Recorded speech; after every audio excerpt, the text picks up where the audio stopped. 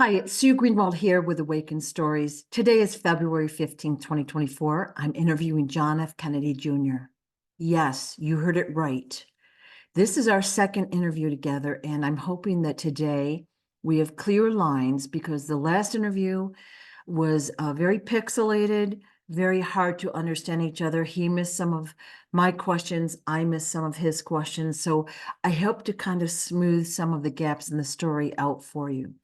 Now, he's written a book called Stolen Identity that you can get on Amazon or I believe soon on Barnes and Noble. If you can get the book, it fills in the gaps a lot better than we'll be able to do today. I will try to kind of paraphrase the story when we're talking about something, but if you can read the book, it really will help. It's an easy book to read, but a hard book to read. From when you hear what he's gone through, you will be shocked. All right. So many of you have questioned the validity of this person, saying he's John F. Kennedy Jr. And I want to just pose the following questions to you and ask you to have an open mind. And of course, read the book if you can. He's literally putting a target on his back by doing these interviews and writing the book and coming out. All right. So there's no gain whatsoever. Think of it this way. His father, at the time, one of the most powerful men in the world, was murdered in broad daylight, okay, in front of the whole world. Think of that. And you know that it wasn't Lee Harvey Oswald. You're not believing that story, I'm hoping, because there's so many holes in that story, it doesn't even make sense. So if his father could be murdered, and then his mother and his sister be murdered, and replaced with doubles, and then his uncles and other family members be murdered and replaced with doubles, many of them famous. And this happened way back when. What does he have to gain by sharing this story? And you might say, well, money. Well, his family heirlooms were auctioned off a long time ago. That money is gone. He literally has nothing financial or in any way to gain by telling this story, other than he wants the truth to come out.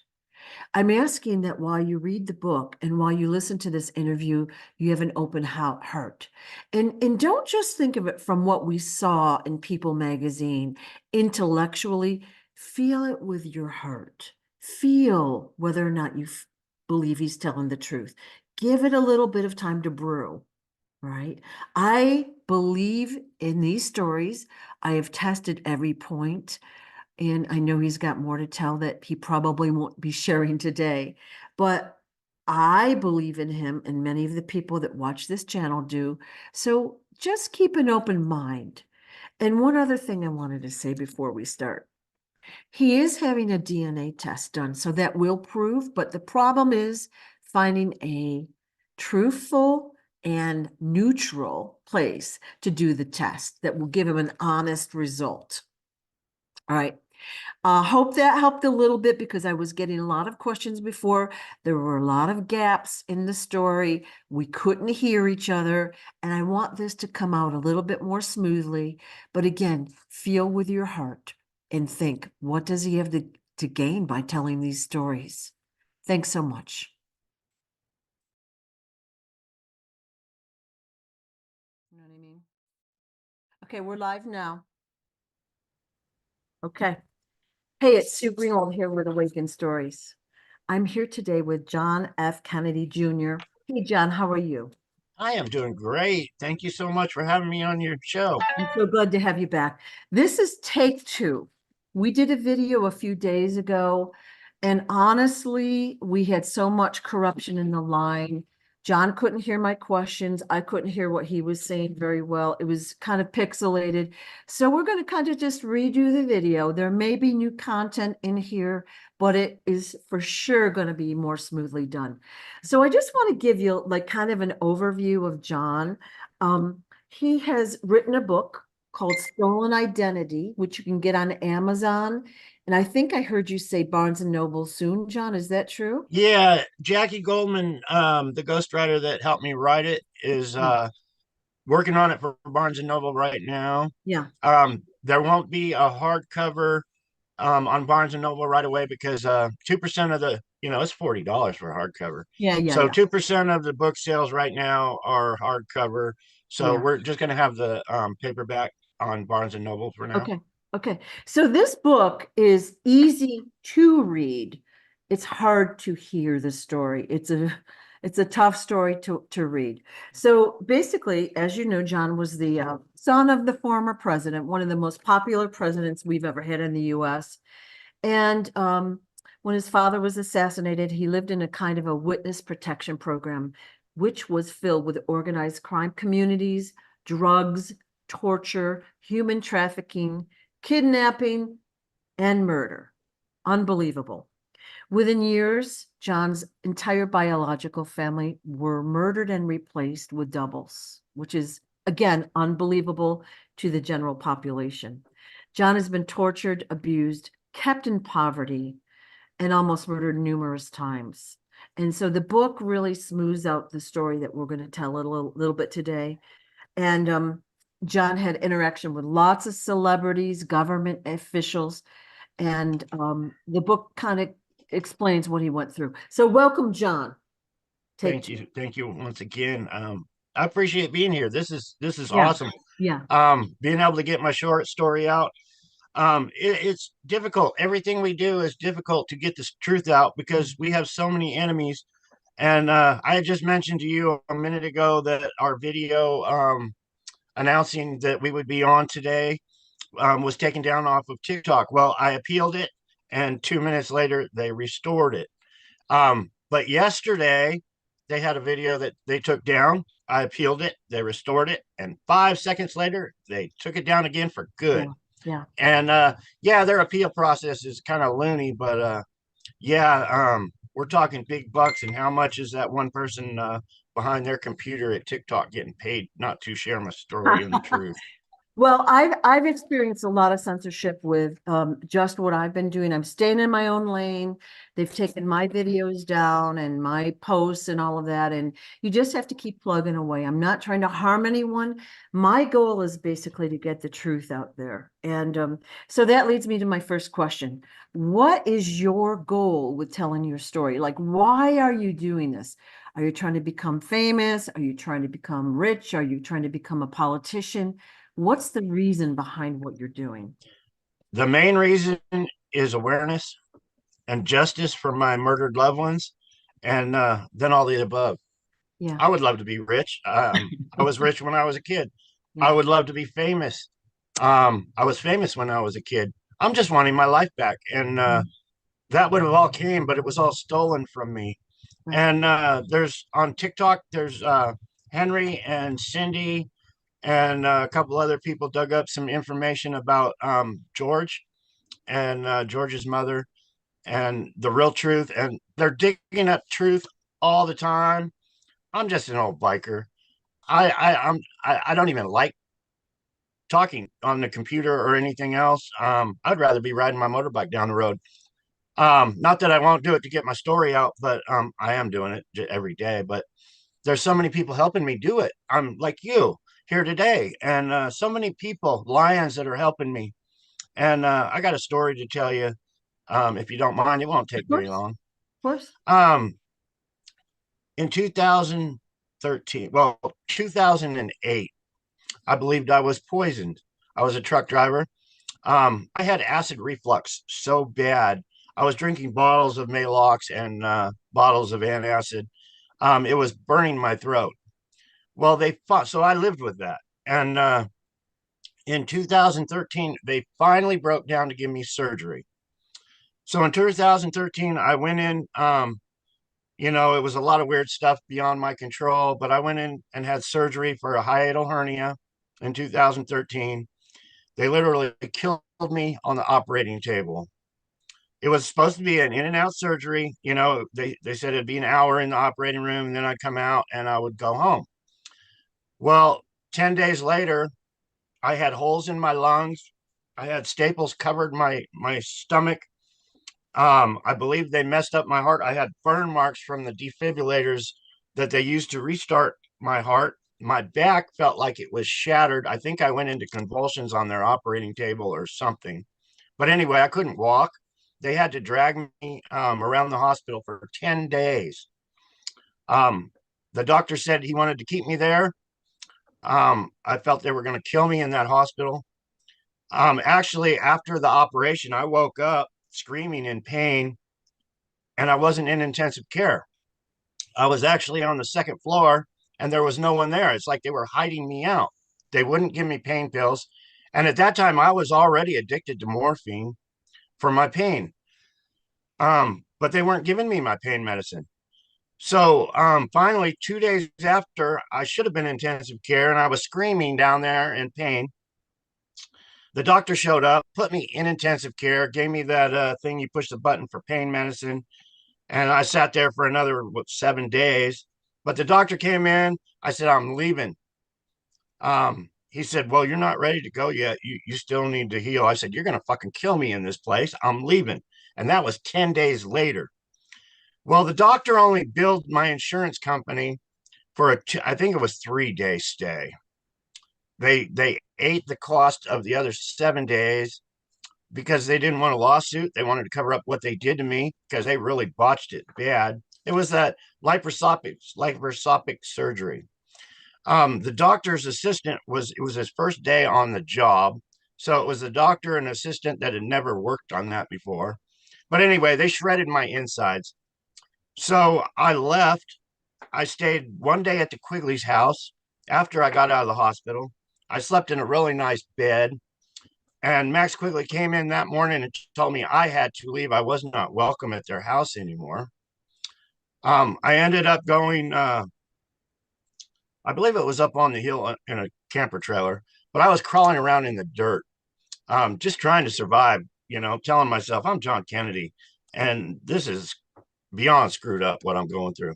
So anyway, I filed for disability in 2013. So that's been over 10 years. And I was denied. I went in front of a judge. The judge was paid off. I swear to God, my lawyer was paid off. My lawyer, I had tears running down, but it's natural tears because my eyes messed up for some reason. But anyway, I cry a lot out of my eye. I have no control of it. But my lawyer was sitting there laughing at me, making fun of me. Why are you crying? It's only a courtroom. And I was like, I'm paying you to say this shit to me? And the judge flat out said, you're disabled. You cannot work. What they did to you, you can't hold a job. And then I got a letter in the mail after all that, after the judge said I was disabled, said I could work. So anyway, I got a team of freaking lions. 2 days ago, I got a phone call from the disability office, and I got a phone call from the head boss man in Needles, California. And he said, we approved you. And he said, but about your name change. And I went, about my name change from David Quigley to John Kennedy. So I sent a congressman a book. The team of lions I have on TikTok were notifying congressmen. So anyway, the congressman got a hold of this guy in Needles. I got my disability. Yesterday, I talked with him. I was approved. I will be getting a $900 whole check now every month. But the back pay is another thing. They're totally screwing me out of the back pay, but at least I'm going to be having a check every month. And I thank my team of lions for that. I really do, because without them, so things are moving forward. And I was just thinking before I got on with you, Sue, 100 years from now, 200 years from now, this world is going to be looking at me and you on this video, and they're going to be saying, look what John Kennedy had to do to prove himself to the world, to expose all these criminals. And I was thinking, it's really, in reality, we live in a really screwed up, evil world, and people don't get it. They're just walking around every day saying everything's great, but they don't look behind the scenes. When I was a child, hundreds and hundreds and hundreds of photos of me, videos of me, recordings of me as a kid, blondish brown hair.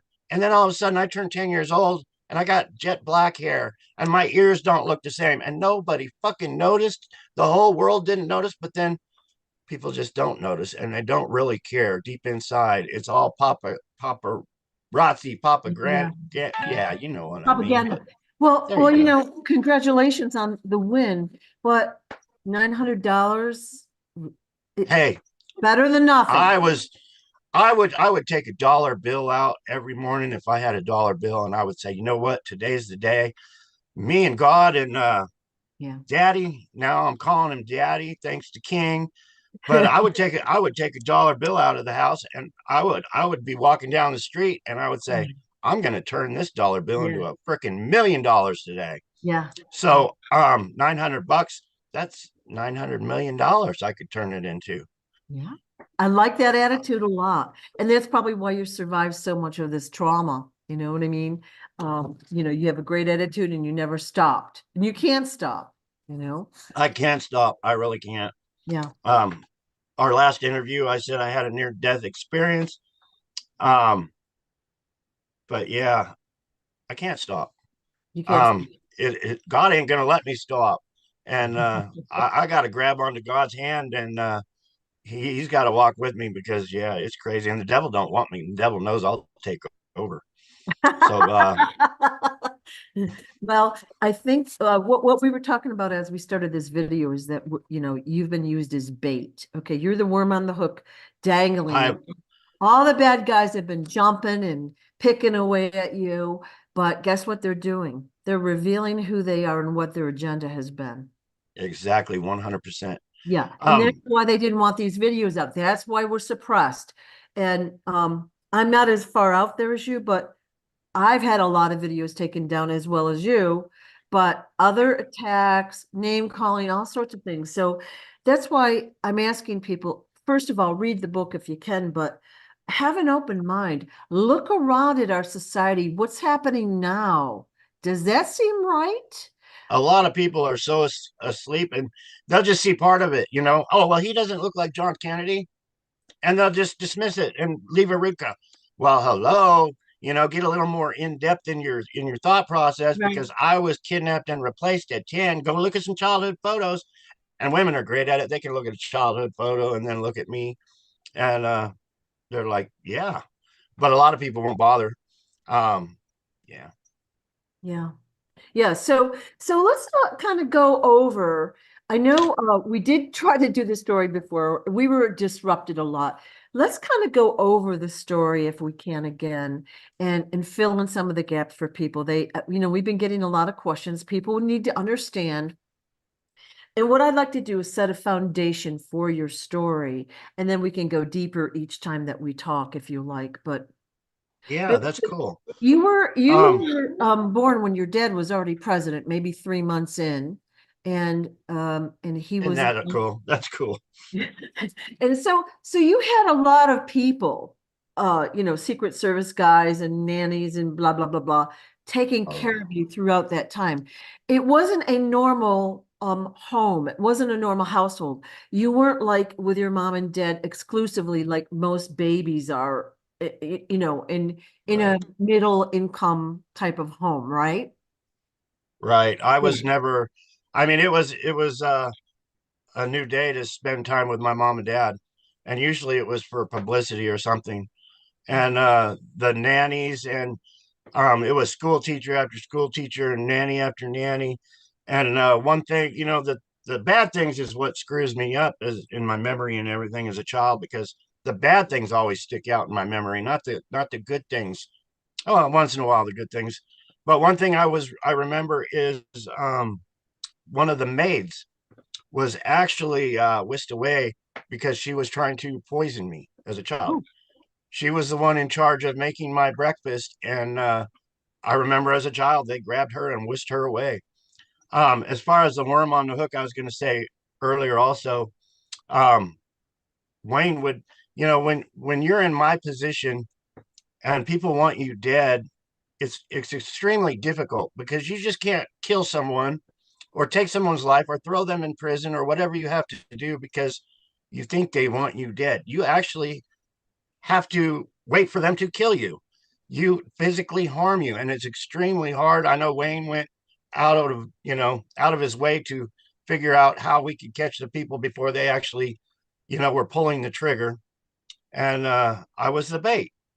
And it's extremely hard.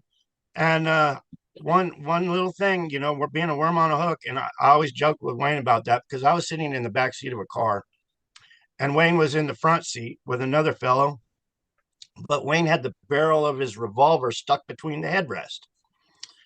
And the minute that man went for his gun and started to point it at me, Wayne took him out right there in the back window of the car and everything. I had blood on the side of my face, but that's the extreme of being a worm on a hook right there. And Wow. I'll never forget but that's what we had to do to keep alive, stay safe, and do it legally. But yeah, I just wanted to share that with you. So you've never really had a nice, safe, secure place to live. Like your whole life has been filled with betrayal, talk of murder, people robbing you, beating you, harming you, kidnapping you, whatever. Your My entire life. my whole Really. life, my Yeah. whole entire life. I was moved around every week or every 2 weeks. Jackie was having me moved around. And one thing I'll never forget is they moved an entire bookcase in this one rental house.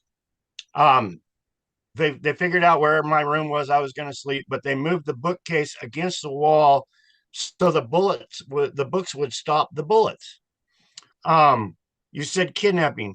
My son's mentally disabled, and I think it was a month ago, maybe 2 months ago. He got an email from somebody said that he had to pay up, and he's mentally disabled, but he actually got an email from someone saying they were going to kidnap me, his father, if he did not pay him $10,000. So it's still going on to this very day. It's extreme. I mean, you know, some of it is really evil, messed up people to try. He gets $900 himself because um, he's mentally disabled, Right. and Right. for somebody to want to take his disability check, it's beyond words to me. Yeah. I mean, these are the scum of the bottom feeders. I got an idea, just like we were talking about earlier, bring them out of the light. I'm bring them out of the darkness and into the light. Well, that guy that sent him that email might as well be standing in the sunshine. All right. All right. So let's go back and let the audience know who Wayne is. That's probably the biggest question I received. How did you meet Wayne? And can you kind of like describe him, tell some stories about him, that sort of thing?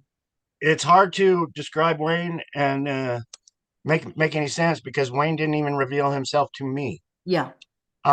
He's been there since I was a child, and he's protected me, like I just said a few minutes ago. Hmm. But could I tell you where Wayne lives? No, because he wanted it that way. Yeah. Could I tell you what Wayne's real name is? I just know what, Wayne said, if you ever come out, you're going to call me Wayne. And I was like, okay.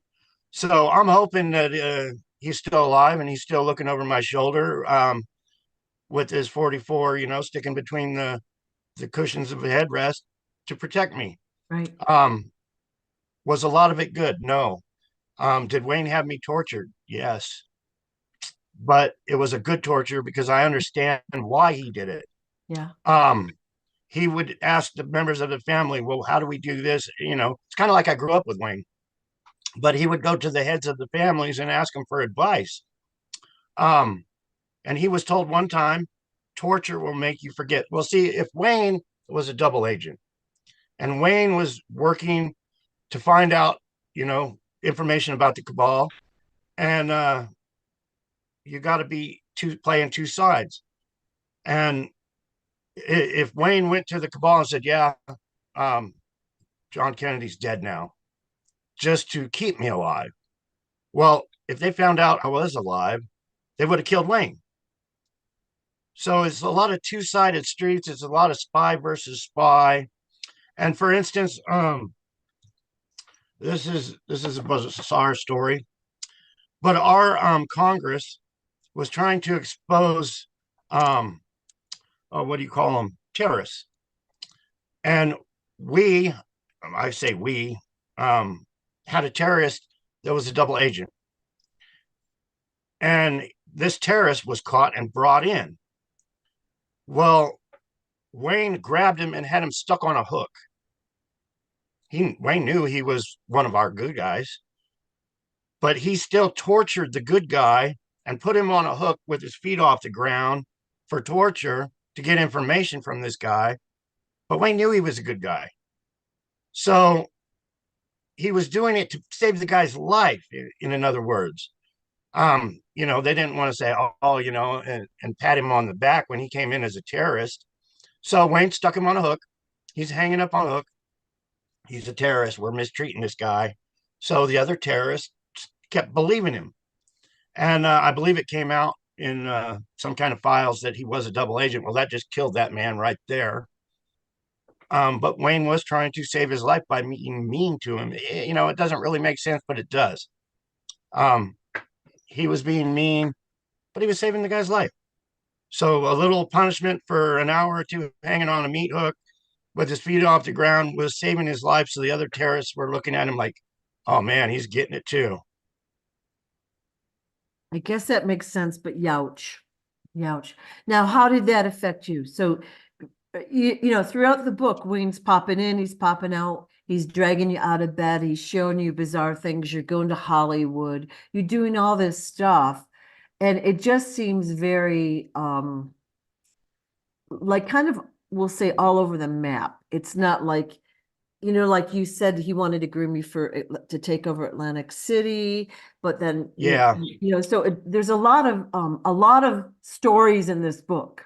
Well, yeah. See, Hollywood runs the show. I was just looking about something on the red carpet before we started chatting, but Hollywood is a huge part of running the show. The criminal organizations are a big part of running the show.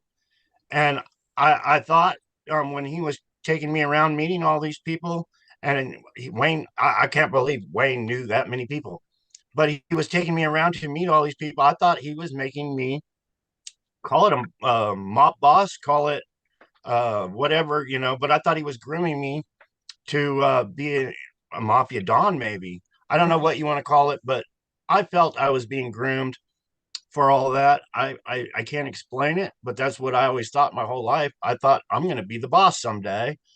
And, but no, I kept living in poverty. And, but that's how they work. They don't advertise, and year would go by and year would go by.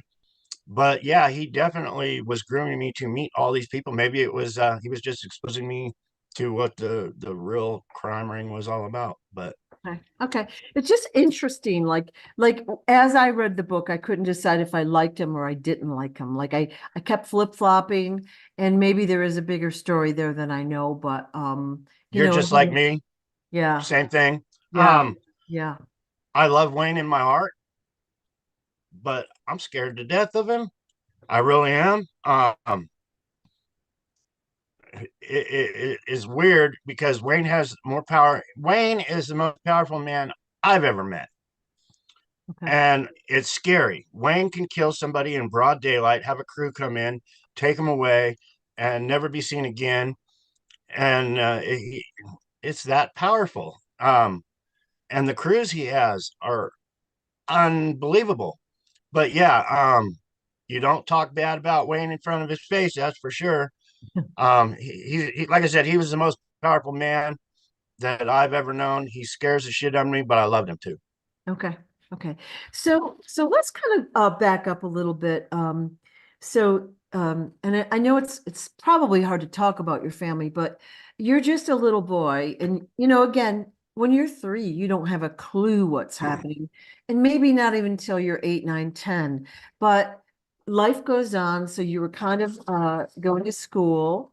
And it sounded like you were flip-flopping, but you were kind of with your mother most of the time for years, and then you basically were taken away. Is that the way it worked? I was sent all over, like I said, for weeks at a time. Yeah, I didn't have a lot of time with my mom. Um, Not a whole lot because I was always traveling around. yeah, She was sending me to be trained with artists all over the world, famous artists like Pablo Picasso, Marc Chagall, many, and it was just me as a child. Um, I met Muhammad Ali. She taught me to be a bullfighter.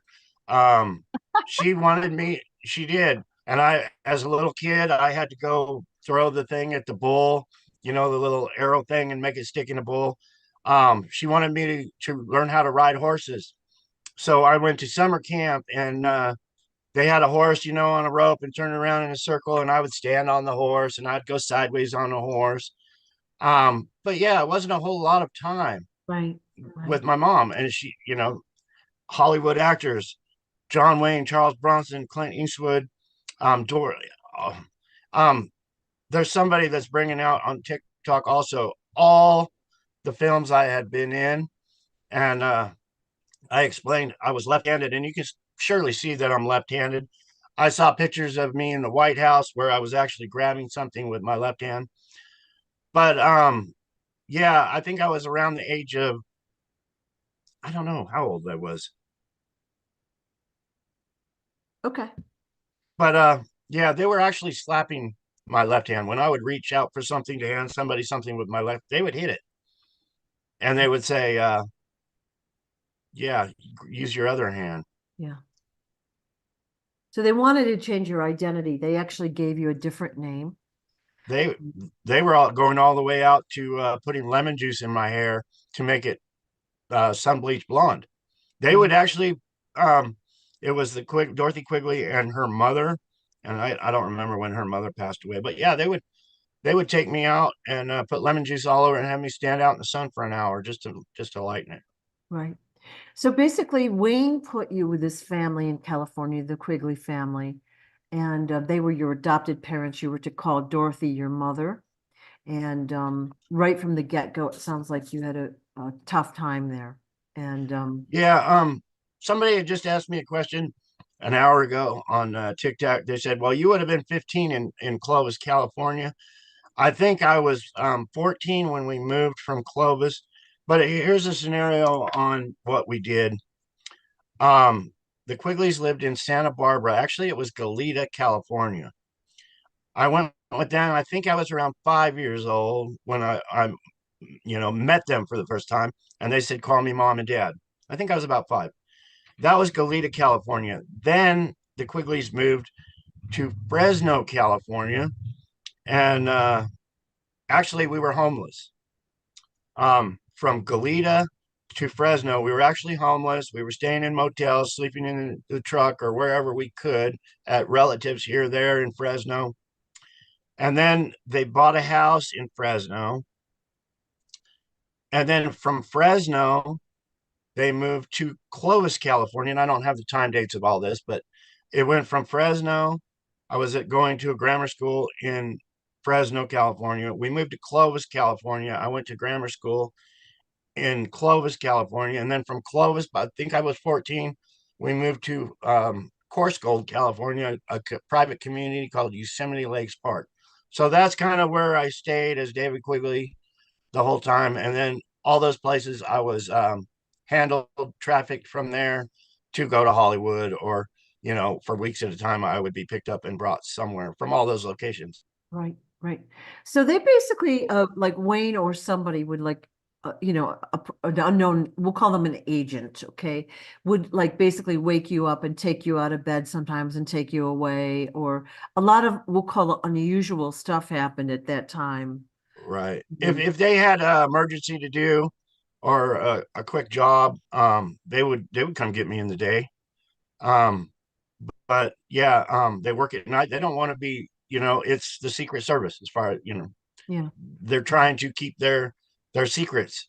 There is so many enemies, that are huge. People don't understand. The government of the United States is the prize. It's the big prize. You run the government, you own the people, you control every single thing there is about people. So it's a big prize. So yeah, everything is secret and they know it, but there's so many people that want to take that away. It's right. always war, always killings. It's spy versus spy, but yeah, it's Yeah. So let's talk a little bit about the Quigleys. Like you go to stay there and like it sounds like the conversation in that household was all about robbery and murder, and there was a lot of beatings, there was a lot of torture. There were kids coming and going throughout the household that probably, they were young, so they probably were trafficked. Only behind the scenes, though. Ah, Not for everybody to see. If you met the Quigley family as an ordinary, just hi, how are you doing? You're going to see a family that goes to church every single Sunday, that goes to Bible study during the week. Um, yeah, it's they don't advertise it because they're the best at what they're doing, and a lot of the families are like that. So if you meet the Quigley family, you're like, "Oh, hi, how you doing?" Um, I saw you in church last. But yeah, they made it a point, you're going to church with us on Sunday, whether you like it or not. But it was all, um, but it even says in the Bible that's where they're going to hide out in the churches. so it was basically kind of for show. And of course, there was a lot of like, drugs and all sorts of stuff going on. And you witnessed the family doing all sorts of nefarious stuff. And you witnessed some murders, you witnessed, drug deals.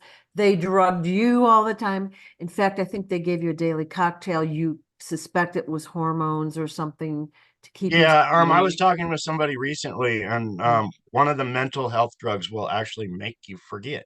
Yeah. And they had Dorothy Quigley giving me a vitamin regiment by what they called it. And looking back, yeah, it was so I forgot my life as John Kennedy back then. Yeah. And like I said, when you're a kid, you believe what the adult or the authority figure tells you. You're innocent. You don't have like the foundation to make a better decision until maybe like Yeah, teenage years, really. Yeah. 100%. When you're a child, that's your learning years. That's Yeah. when adults should be teaching you right from wrong. Right. And that's why they get them young so they can control them, and they do.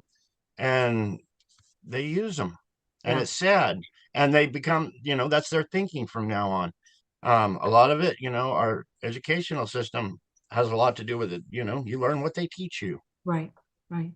And I think you really have undergone throughout your whole life, but starting around this point, a lot of psychological torture. So they would tell you one thing and do another, or they would like you'd be kidnapped or taken here or taken there unexpectedly. So there wasn't any stability. So I want to really set the foundation for people to understand this. It wasn't like a normal life and then all of a sudden you changed your name. This was a lot of, unusual stuff happening to a little boy that just was bounced around, tortured, and like I said, kidnapped, all this kind of stuff happening all at once. It was Yeah, ongoing. I was kidnapped more than once, and Yeah, like I had mentioned to you, it was for money. Whenever you wonder why, it's for money. yeah, But I was kidnapped plenty of times, and I get a lot of comments on TikTok and even Facebook. But how could you do this? They say if you were kidnapped at 9 or 10 years old, and it's like, well, I wasn't dead. Just because you're kidnapped, you don't fall off the face of the earth and you're gone. mhm, No, I had a life. I had to breathe air, and just like everybody else. And those adventures I mhm, had after I was kidnapped, and even kidnapped again, I'm sharing those. yeah, So just for the people that ask me that all the time, how could you do that? Well, it's really easy. I had to survive. You know, again, somewhere yeah, else, doing something else. right. So basically, do you have any idea at this point in your life why your father might have been assassinated? He was going to reveal something, and you gave a story about how he kind of knew that they were going to kill him. He had an inkling. Yeah. You three. All right. So This is just a conspiracy theory because I was three. I don't have yeah, the facts, but yeah, by what my knowledge has taught me, he was going to reveal the CIA and the other organizations for the crime syndicate that they are and the yeah. power that they are. Mm. Eisenhower, he took Eisenhower's place. Eisenhower was in World War II also and became president. If you're not familiar with Eisenhower, but my father stepped into Eisenhower's shoes. So I remember as a child meeting Eisenhower, and so Eisenhower had his power. He had the CIA control of all the organized crime's huge, but when you're president of the United States, you have all the connections. So basically, my father stepped into Eisenhower's shoes, And my father said, "This is wrong. I am going to expose it." Well, Eisenhower and all the criminals in our CIA didn't want to hand over the power to my father to do that. Right. So they simply killed him. And they showed Howard just like they're showing to this day. We can do it, and we can do it in broad daylight. Now, why was my father killed in broad daylight? Because identity theft is so huge. You can kill somebody like the president of the United States. You can give somebody a little plastic surgery, dental work, a little Hollywood lesson, and they're a new president now. So that's why they took him out in the backseat of that car for the whole world to see, just like they did Bobby. For the whole world to see, they took him out because they didn't want a new one coming up. They didn't want to kill my father and have my father replaced and then have to kill him again. So that's why, in my heart, I believe they did it in broad daylight. And Yeah. it makes a whole lot of sense if you think about it that way, Yeah. because I know identity theft is huge. It's running this country to this very day, and it scares the hell out of me. I've seen it. I'm trying to wake up people of the fact. And yeah, I get rambling. I'm sorry, Sue.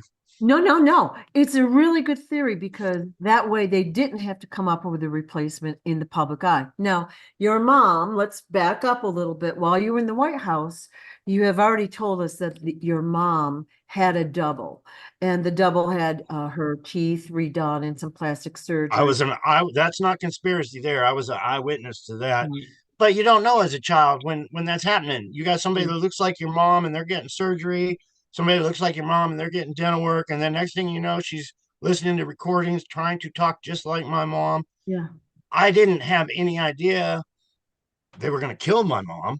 I had no idea, but they drove my mom crazy. There's so many things I remember when I was a child. Um, like my father wasn't in good health, but they actually, I had many maids and nannies and everything, but they actually were all training me to put a cushion in my father's rocking chair. And I'll never forget when I saw that rocking chair being hauled out of the White House. But they had me trained to do it over and over again. When right, your father gets ready to sit down in a chair, you put a pillow under his ass. yeah, So, I was 3 years old running around with a little pillow. yeah, But that's one thing I'll never forget. And why did they do that? Maybe it was planned, maybe it just something they were trying to be kind. But yeah, I'll never forget that. yeah, yeah. Well, um, I guess so. What my point is, so they were already putting a double in for Jackie when you were around and you witnessed that. And again, you're a kid, you don't know any different or any better. How could you? And so that double was out in the public eye all that time. And then when she was murdered, the double basically took over her life, in the Right. Just public eye. stepped right into her shoes. Right. And I got married, and that's a whole nother episode.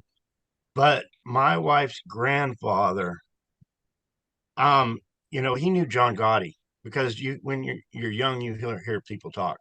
But he knew John Gotti. And one thing I'll never forget him say is, and I don't remember his exact words, but in short, he said, it's like a hermit crab. When the hermit crab dies, you just move right into its shell and become it. And I will never forget that because I wish I would have listened to you because it is so huge. That is how Yeah. organized crime makes their Yeah. money.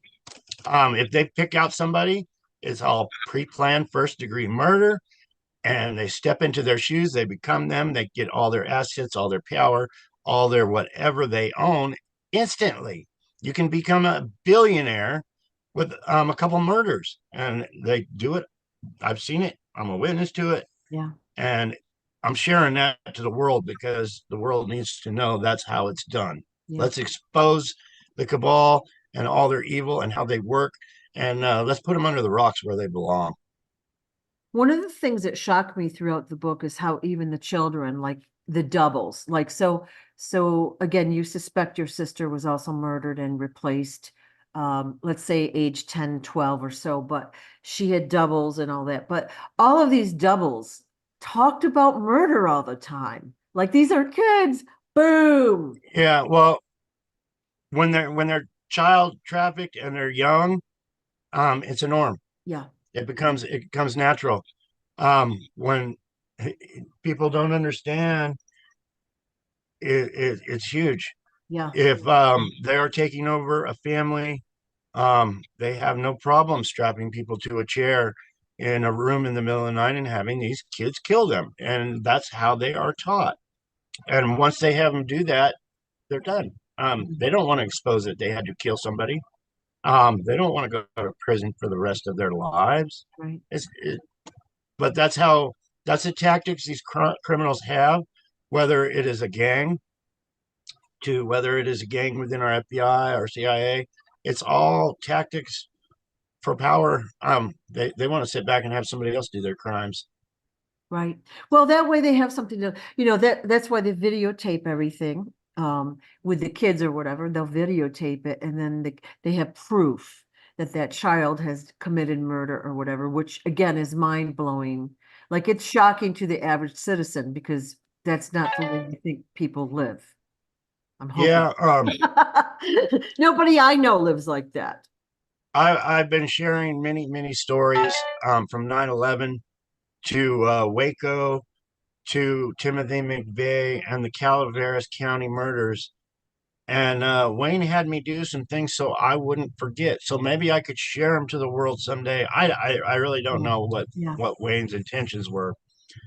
But Calaveras County, Wayne let me be kidnapped. He let me be put in a cell underground in Calaveras County, and he let me witness murders and sit there and hear people screaming while I was locked in a cell. And after that was all done, they came in and they were collecting evidence of all the bodies that had been burned in the yard, and there was many people killed there and many people burned alive. But Wayne put me right on a dirt pile and said, "Your sister's bones are here. Um, you put all the bones you find in this little bag, this little Ziploc bag." So it was all mind games. So I'm digging in the dirt, and I would find a bone, and I was like, "Is this my loved one or not?" I don't know, but it was a horrifying thing.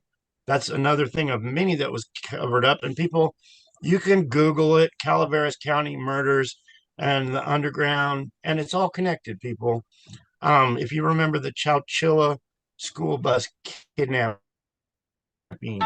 um, that was right down the street from where we lived. But it's all connected. They're all part of the same cabal. And yeah, but I'm just trying to get my story out. Yeah, Sometimes I yeah. just get really, And you know yeah. what? All these little stories are helpful. So we're going off topic. It's fine because it's stuff that is or isn't in the book, but it explains it more to us so we understand. Let's talk a little bit about the MK Ultra program. So I forgot what age you were, maybe eight-ish. You're basically the Quigleys took you across the country to Pennsylvania, and you had an implant put in your head or a chip, whatever you want to call it. Yeah, and it was actually I tried to find it again.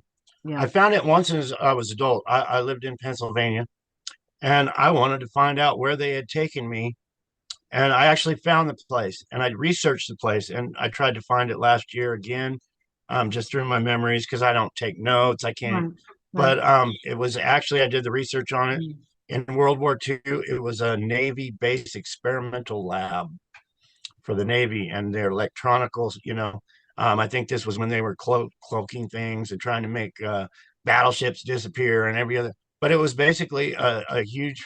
Well, first it was a resort, a hotel resort, and the spring water would heal these people. So in the early 1900s, people would show up there and drink the water, and they were supposed to live forever. But then it became a Navy base during the war, and after that, it became run down, and they turned the top floor into MK Ultra facility. Mm. And this ain't a conspiracy theory because I had my work done up there. Yeah. So basically, MK Ultra, they use hypnosis, they use torture, they basically try to break your mind. They do all sorts of crazy things, if you will, to the Yeah. child or the person and brainwash them. And there's also keywords or trigger words that they use, Oh and yeah. commands that are implanted into that person's brain or memory, whatever you want to call it. Yeah. And a lot of it is to deceive you too. Yeah. While you're under MK Ultra. So if you go try to tell your story, you sound like a crazy lunatic, absolutely crazy. And you're trying to explain it, and you're like, that's really what happened. And they're like, go check in at the facility, get the straight jacket put Yeah. on. Yeah. And that's part of the plan. That's part they program. But Yeah. MK Ultra, the best way to explain it is a deep hypnosis. You know, if you're familiar with hypnosis, you go in, you look at the watch or however they do it, and you're hypnotized. Well, MK Ultra is that twice over. Um, they even said by my research, you can't do anything you wouldn't normally do under hypnosis. You won't do it. Well, the human will do anything. So that's a farce because a human will kill to protect itself and its family. So once you're under this deep hypnosis, if you think your family's in danger, you're going to kill. Um, you know, you're under deep hypnosis. Somebody tells you you're Marilyn Monroe. Instantly, you're Marilyn Monroe. But yeah, it's a deeper hypnosis, and they do it. They can all the way to the extreme of a Right. shooting, mass shooting. Like I said, they train these children so they don't have to be there. They don't care about human life, so they can actually MK Ultra someone, have them go rob a bank, um, and get killed robbing the bank just to eliminate them, or whatever they want to do. Once you're under MK Ultra, they can do it, and Right. I've seen it. I've lived it. I've been under MK Ultra so many times as a child. You know, them grabbing me in the middle of the night and taking me to crime scenes or wherever. Um, I know you can wake up from MK Ultra. Um, I was under MK Ultra once, and they were torturing a guy in a 55-gallon drum, Yeah. or gal or whoever, but they were actually drowning this person in a 55-gallon drum. And I started fighting them because I was trying to save this person's life that was getting drowned in a drum. And I woke up from this, and I got punished for waking up, but I woke up, thinking plain as day. What the hell are you guys doing? I started punching them and every other thing. I was fighting for this person's life. But anyway, they tackled me ground. They set me in a chair. They tied me to the chair while I was awake. And they stuck bamboo under my fingernails. Mm. And the pain is excruciating. It's a torture. But yeah, you get bamboo shoved under your fingernails. But anyway, yeah, I passed back out from the torture. And but yeah, you can wake up, but it's got to be really gruesome to wake up from MK Ultra. Right. And so MK Ultra is like you're walking around in like a trance. You don't really have clear thought or clear No, memory no, of what no, happened. no, no. To me, it's just like we are now. I mean, you might feel a little sleepy, but you're every bit of knowledge is going on, unless you're drugged or something. But it's almost like you're living on another life on the other side of your brain. You're thinking, you're talking, you can interact with people, conversations just like we are now, but you're under MK Ultra. So when you go back to sleep, um, you don't remember it anymore. It's like Right. um, one side of the brain and the other. So like I'm here with you. I know I'm awake 100%. So I'm thinking that's the part. I don't know how many percent it might be of their brain. Um, it's only a few percent of your whole brain. But under MK Ultra, it's like you're using the other side of your brain. It's just like day and night, and you're in. It's hard to explain, but Yeah. it's like waking up. Um, is you know. Okay. So Yeah. when I was meeting under all these people under MK Ultra and every other thing, I was aware. I was talking, joking, having fun, laughing, um, being sad, crying. All the emotions and everything are there. It's like real life. Um, but then you switch over to the other side of your head. Right. Right. It's hard for us to understand that, again, not having gone through it. But you basically get to that state by, like you were shown, pictures, violent pictures, hypnotized, you're drugged, you're tortured, you're beaten, and until you finally are like in your head, I'll do anything to avoid this, and that's when it starts to take hold. right? Yeah. Well, there Yeah. was a time, I think it's in my book also. I hated being put under MK Ultra really bad. I was wanting to kill somebody if they came over, trying to stay awake and every other thing so they wouldn't get me. But yeah, I think it's in my book where I actually started beating on a electrical box. It looked like a radio, and I was like, "This is what they're turning on and off to put me under MK Ultra." So yeah, I smashed that thing and demolished that thing. And while I was doing it, Wayne comes up and said, "You owe me again." Wow. Okay. Okay. Can you excuse me for a second? I got to Certainly. take this off and put a t-shirt on. I'm starting to sweat Okay. here. Thank you. I'm not going to sever the link because that will turn the video off. So we'll just hang tight for a little bit. I'm back. All Sorry for right. that, All right. but I was sitting here sweating. Yeah. And big shout out to King Smarty. Yeah. Yeah. This is one of his shirts. Much love. He showed me so much kindness.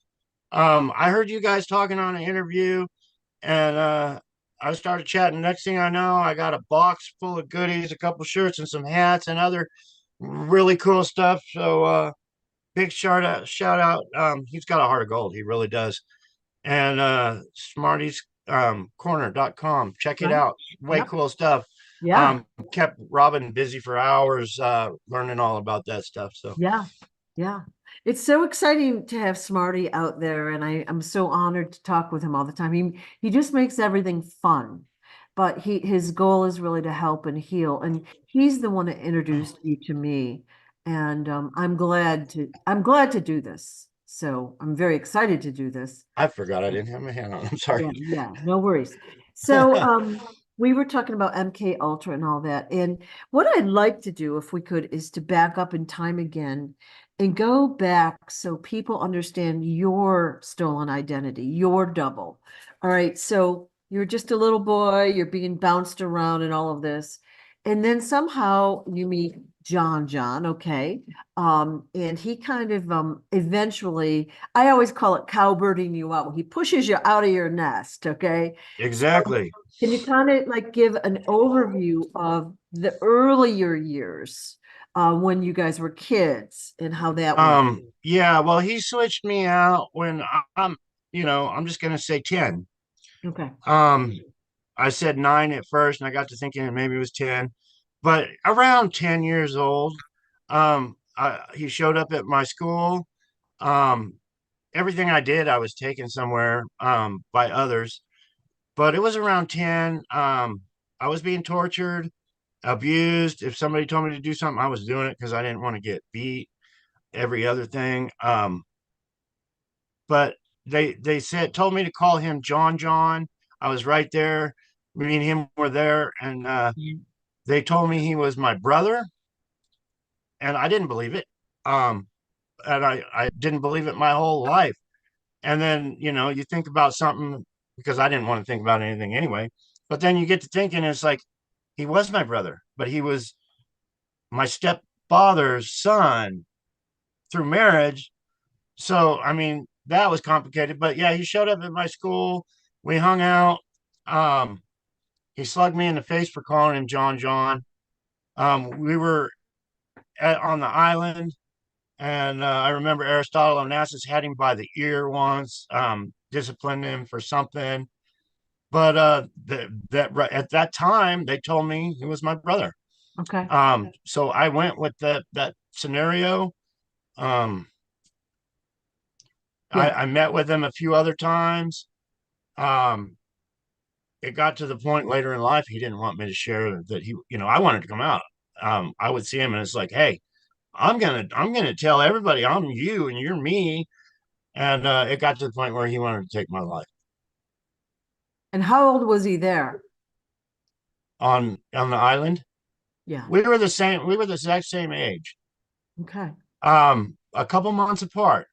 So yeah, in the 60s, Maria Callas had a child, and I was born, and it was an easy switch for him. But yeah, they had us grow our hair long in the 70s to cover the ears so people wouldn't notice. Um, he went with their program, but he was laundering money to the mafia.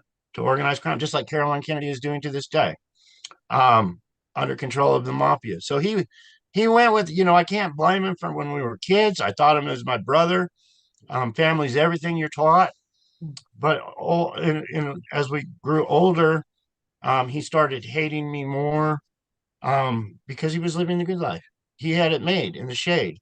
Um, if but he had it switched because he was the son of Aristotle Onassis. So the mafia was screwing him around also because he had billions. If they would have brought him out and said this is Aristotle's son, he would have been made anyway. Um, but what I have against him is the fact that he wanted to take my life to cover me up to this very day. And I'm sharing it, John. Rest your ass in hell. I'm sharing it. So basically what happened is around the time of age 10, you're in school doing your thing, and then they introduced this kid, John is what they were calling him, as your brother, and you're like, that's not my brother, but you go with it, right? And then you see him around, and eventually you were taken out of that school, and he basically just became John, and your name Well, was, everybody's still calling him John, but yeah, yeah. yeah. But yeah, I still saw him after that, a few times. Um, I don't know. I was told I would be killed. Yeah. So, um, I was an emotional wreck. I had government agents saying you can't ever tell your story or they'll kill you. And I look back at it now, and the only thing they were doing was saying that so they could steal money, billions of dollars from me. Right, And right. they did. They're doing it to this very day. And Wayne showed me, took me places and showed me that they're still doing it to this day. And these people are, they're becoming presidents of the United States and things like that. I know toward the end of the book, you said that Wayne and you went to the White House, and there was boxes full of checks made out to David Quigley, which you'd never received. So, like, why was it? Actually, it was a shoebox. It wasn't like boxes, but Oh, I it thought they was were it was a boxes. it was a shoebox, and it was all issued government checks. Okay. But they were all in this box for some reason, and Yeah. I don't know why he showed me that, but that was when Bill and Hillary were in office. Okay.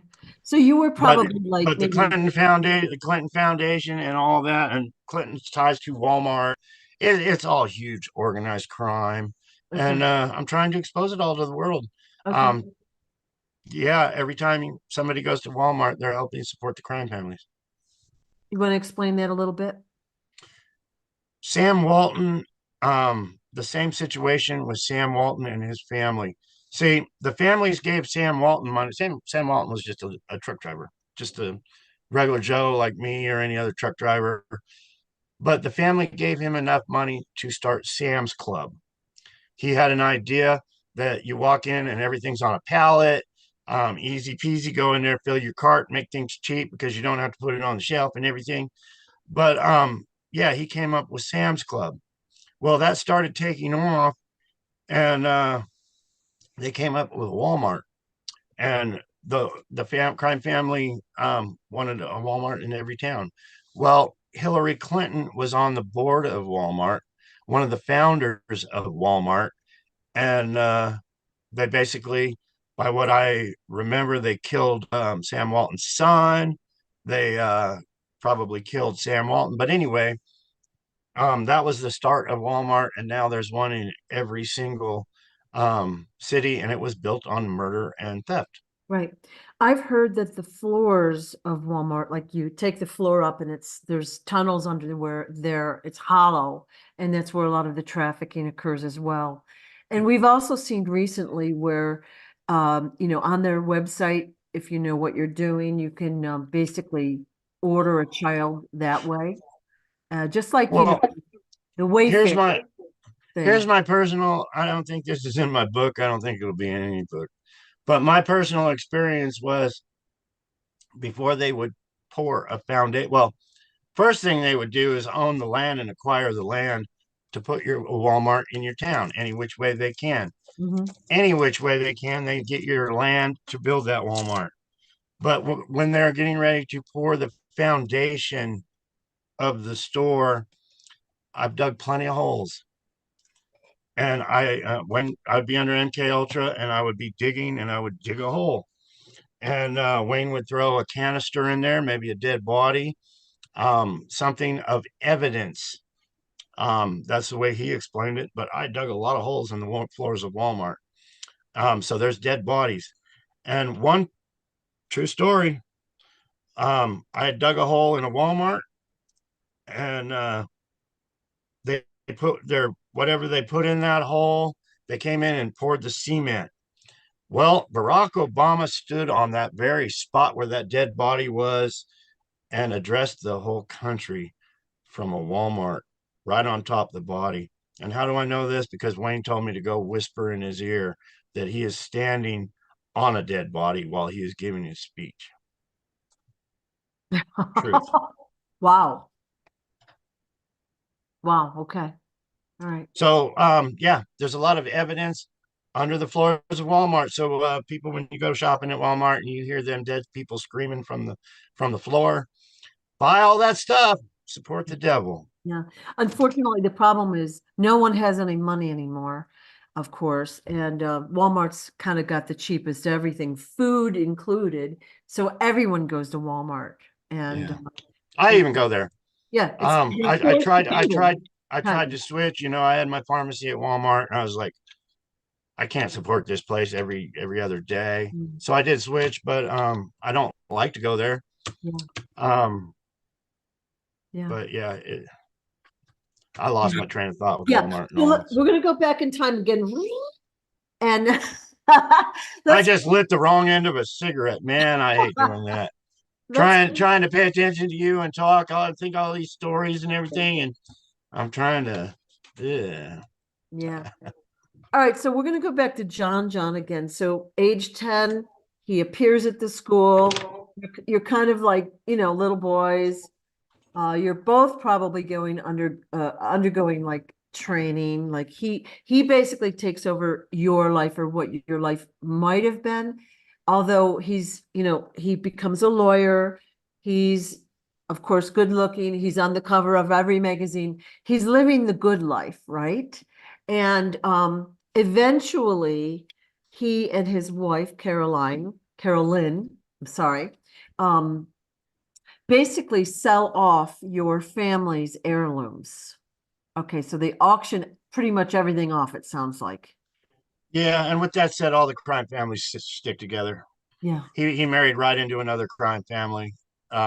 So yeah, it was two criminals, and 100%, I believe he died for killing his fake mom, Jackie. Ooh. It was a mafia hit.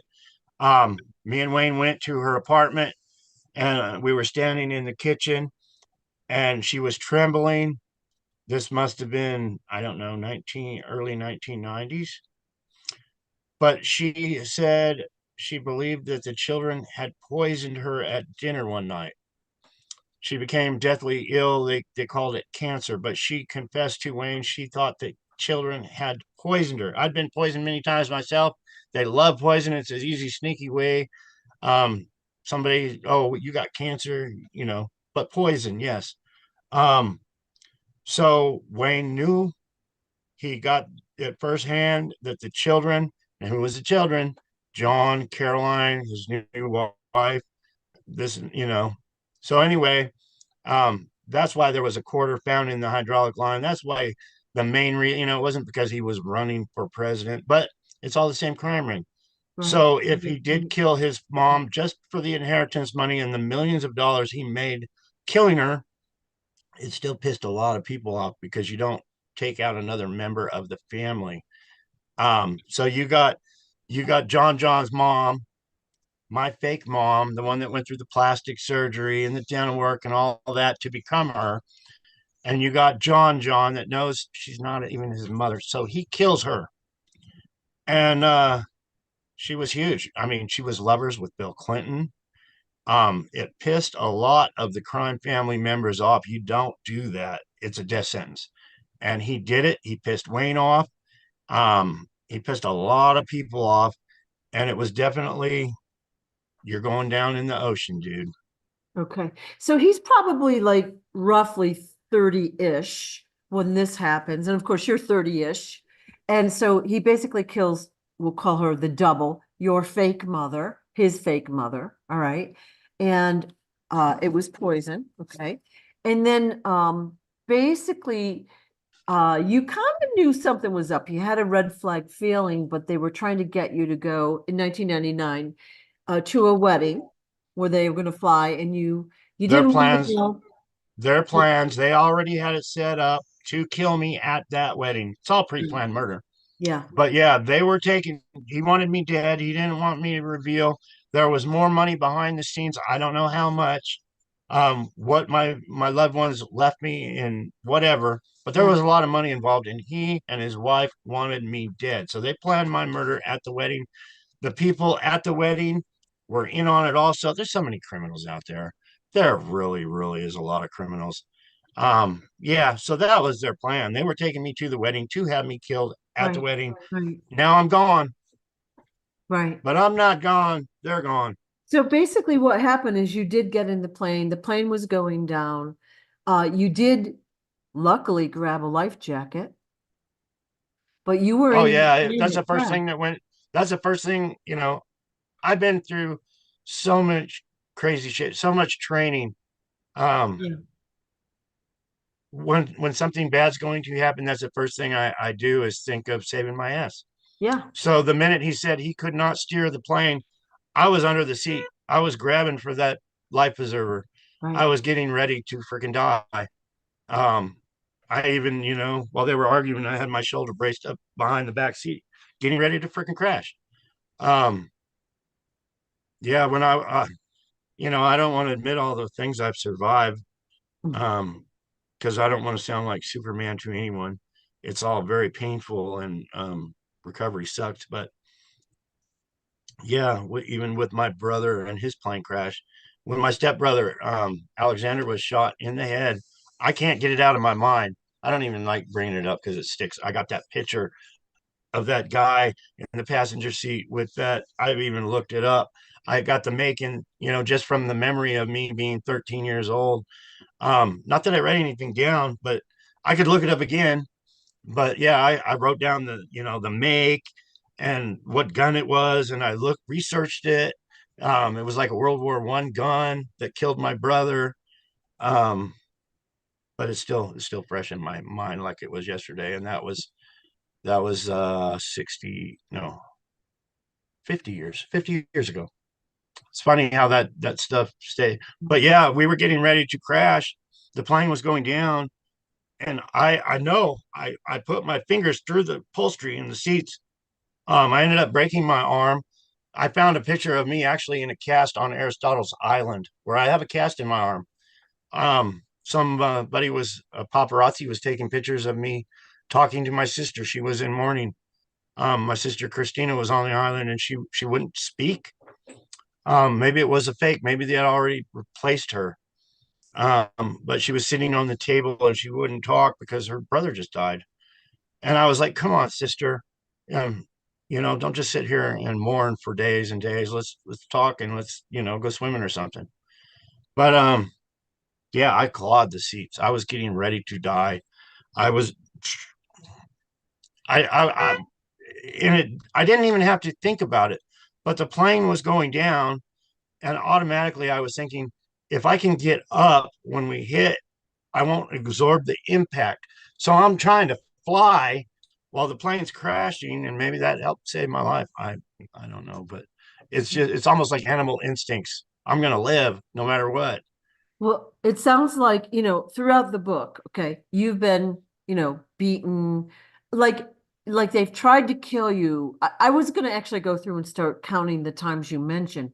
So many times. So many times. Again, not a normal life, I think, but you've survived each time. And I mean, it's not been easy, but each time you get a little smarter, your intuition is increased, like you knew something was going on that time, so you can prepare. But they weren't expecting to be sabotaged in that plane. Yeah, there was so many attempts on my life, and I call it God. I really do. That gives me the instincts of survival. One time I had a little camper trailer, just a little camper trailer on the Quigleys property. And there was some brush off on the corner. There was some barbed wire fences to keep the horses in and whatever. But something told me, just get a little tent and go hide in the bushes. So I went there and I had my pump shotgun and I'm sleeping in the bushes, night after night. And one night I heard some voices whispering, and these two guys were coming through the barbed wire fence. And I'm like, okay, it's 2 o'clock in the morning, and these guys are coming on the property through a barbed wire fence. And Yeah. then I seen they had weapons, and they were actually sneaking over to where my trailer was. So I cocked the shotgun so they could hear it, and I pointed it right at them, and I said something like, "Is today a good day for you guys to die?"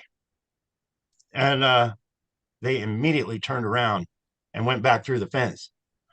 So, was it an actual attempt on my life? Were they coming to steal something out of the yard or whatever? I don't know.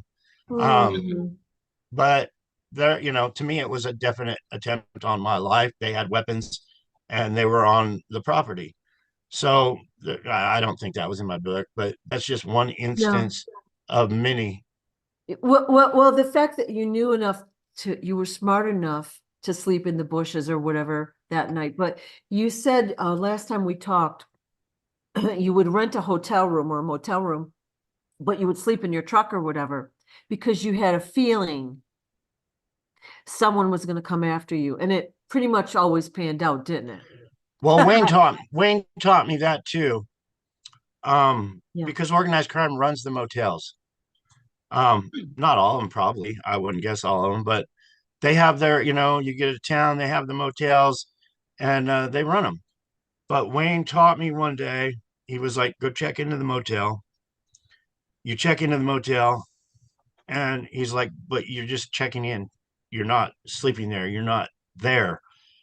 And he said also, don't give him the key. Don't return the key. So you don't get your deposit or whatever back. But he's like, just go in, check in, grab the key, and sneak out quietly and don't ever return. So why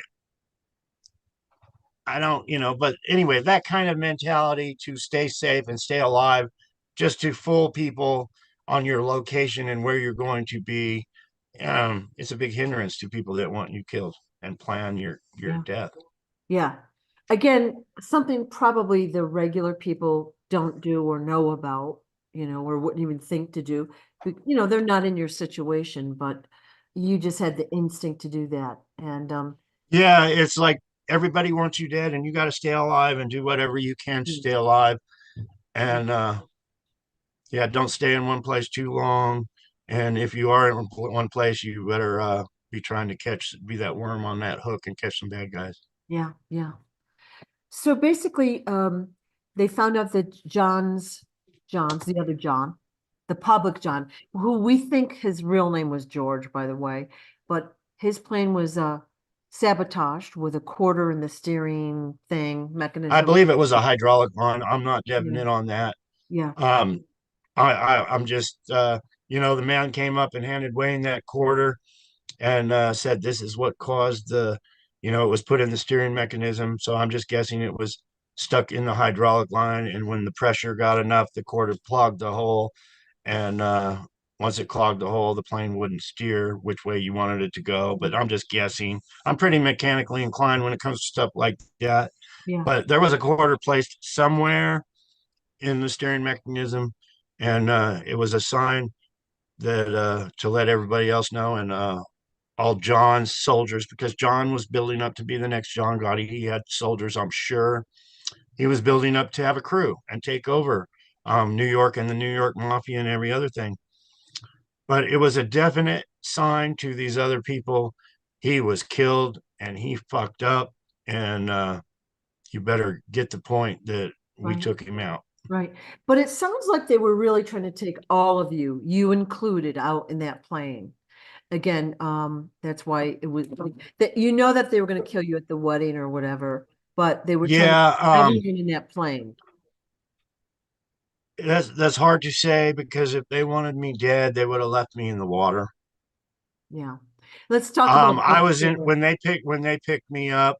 I'm pretty sure it was a Coast Guard ship or a Navy ship or something of that effect. But when they picked me up, I was already in shock.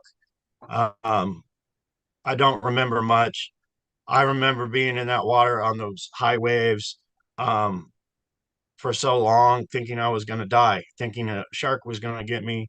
I went into shock. But if if they wanted me, it all depends who they, and because there's so many different organizations. But I would have been dead. So somebody wanted me alive, and my guess is it was Wayne. Thank God, Daddy. Yeah. Yeah. So basically, Carolyn, John's wife, is the other John. I don't want to offend you by, the one posing as you took, you said in your book that you believe she was a man. Yeah. Yeah. Yeah. Um,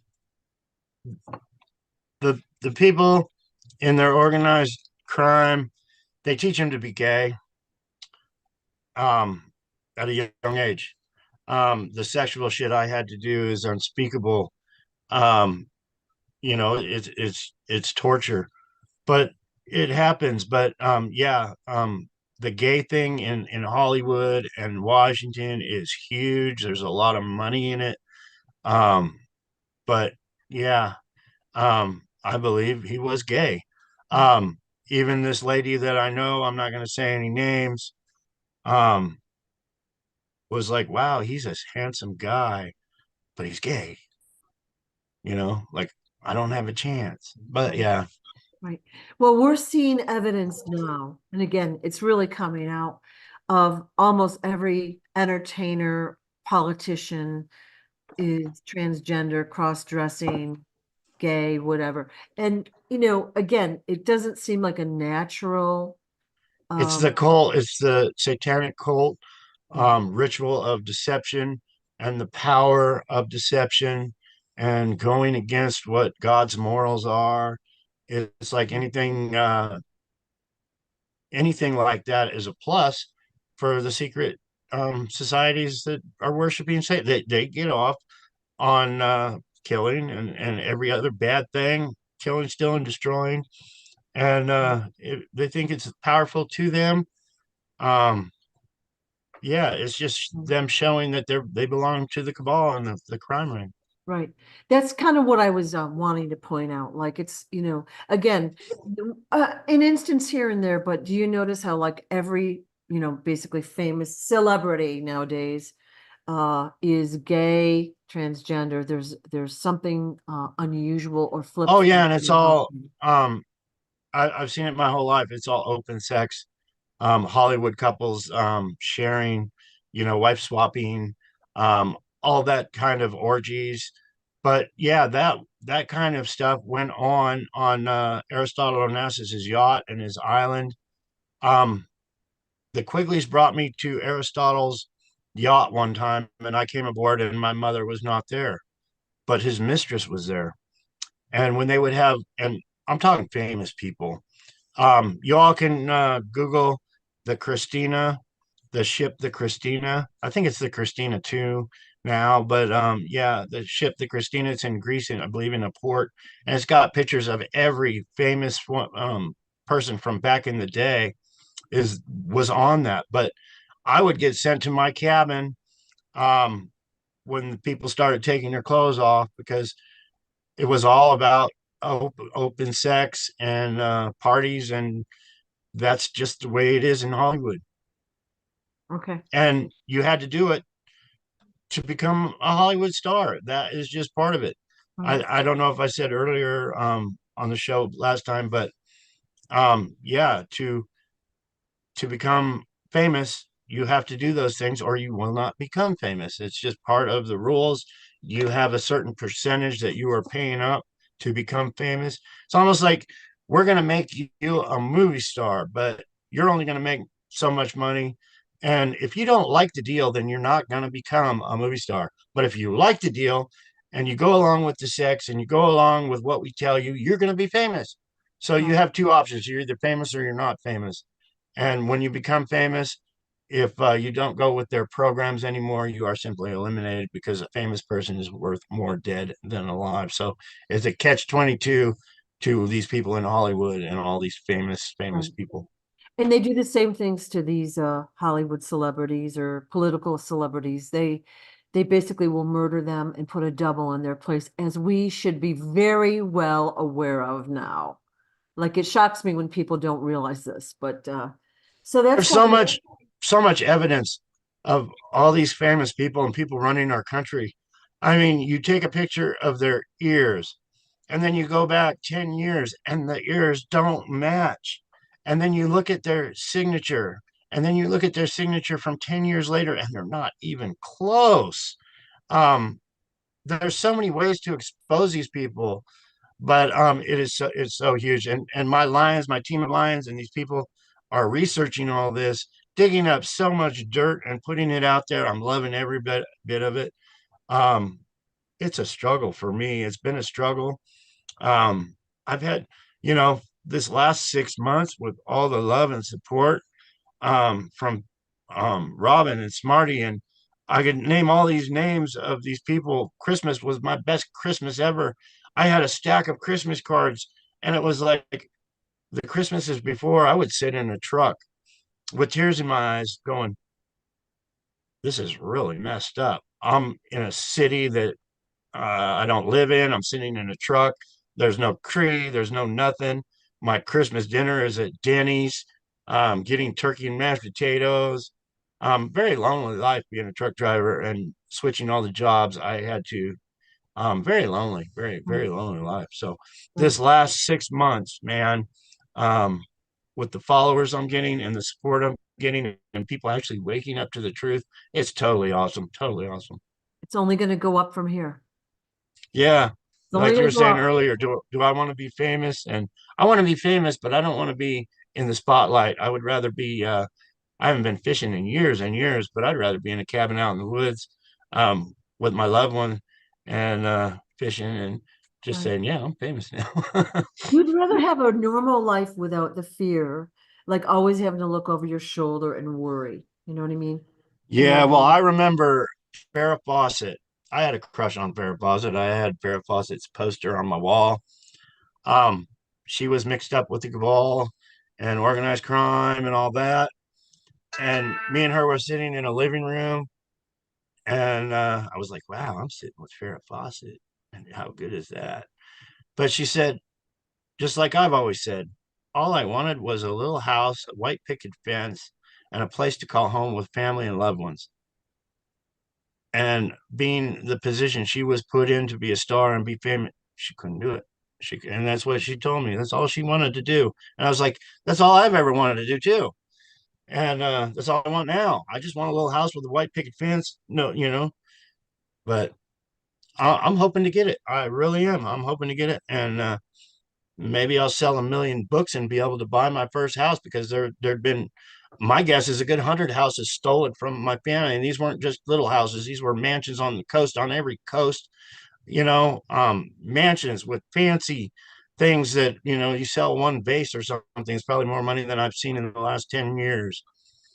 yeah, so basically, when you put the Aristotle Onassis family together with the Kennedy family, there's a lot of money there. There's a lot of stuff and artifacts and, like you said, houses, and everybody's like glomming on. They want a piece of that pie. And so they're not doing it in a wholesome way. They're killing, they're murdering, and then they're taking the people's identity. And like you said, they take over, and then if they die, they leave the money, or they take the money, they spend it, they put it in different accounts, whatever they're doing. So it's all about greed. control, power, horrible. Yeah. Yeah, and I'm a personal eyewitness to all that. Right.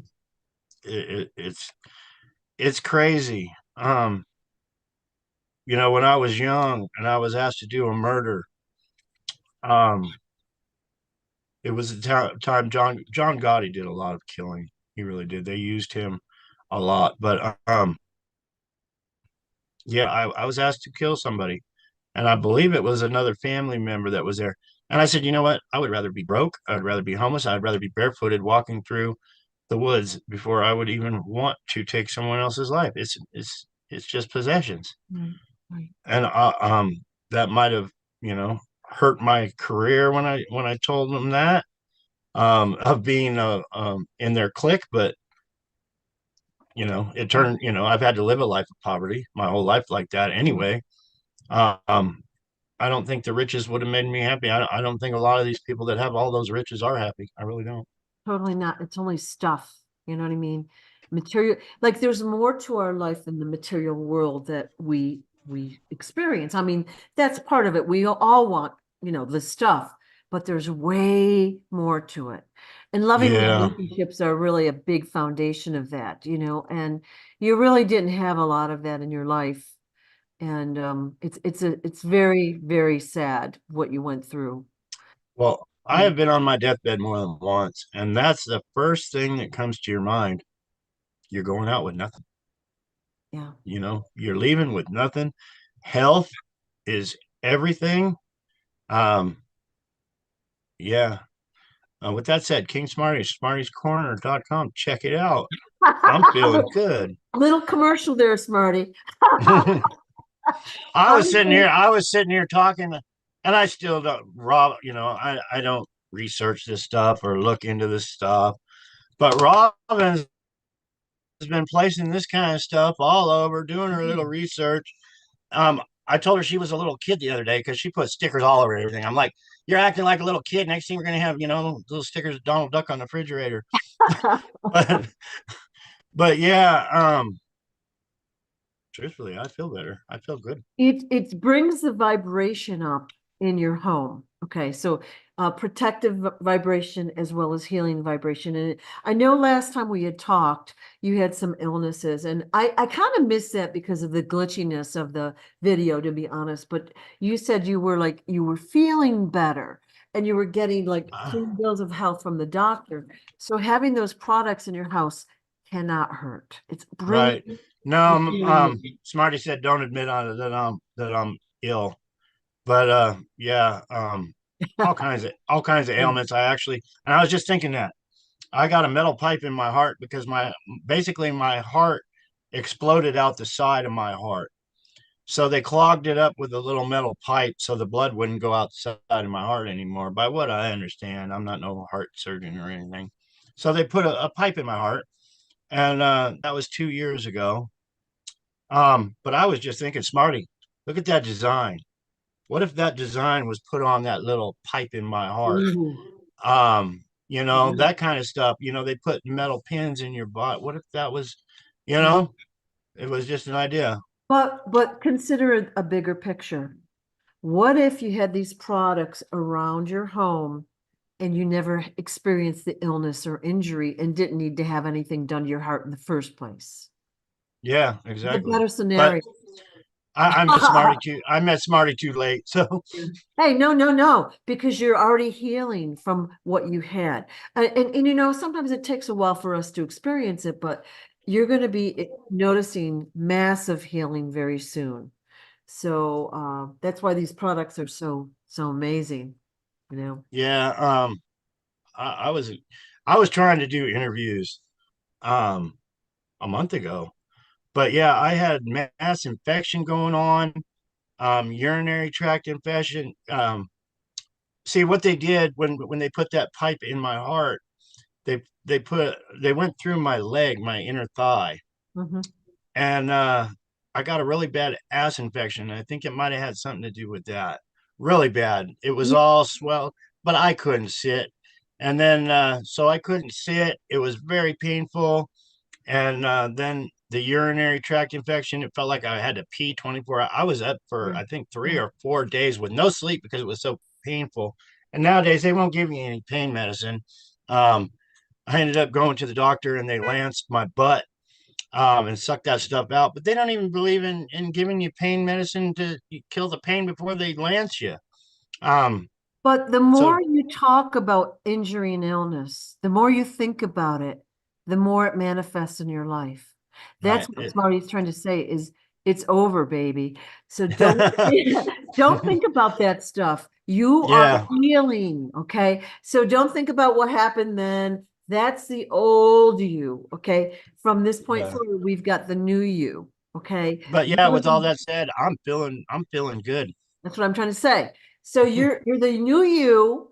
You're feeling better. Your life is getting better. You're going to be happier. It's going to get better, better, better, better all the time. Now it might be subtle or it might be massive. It doesn't matter. It's going to get better. How can you beat that?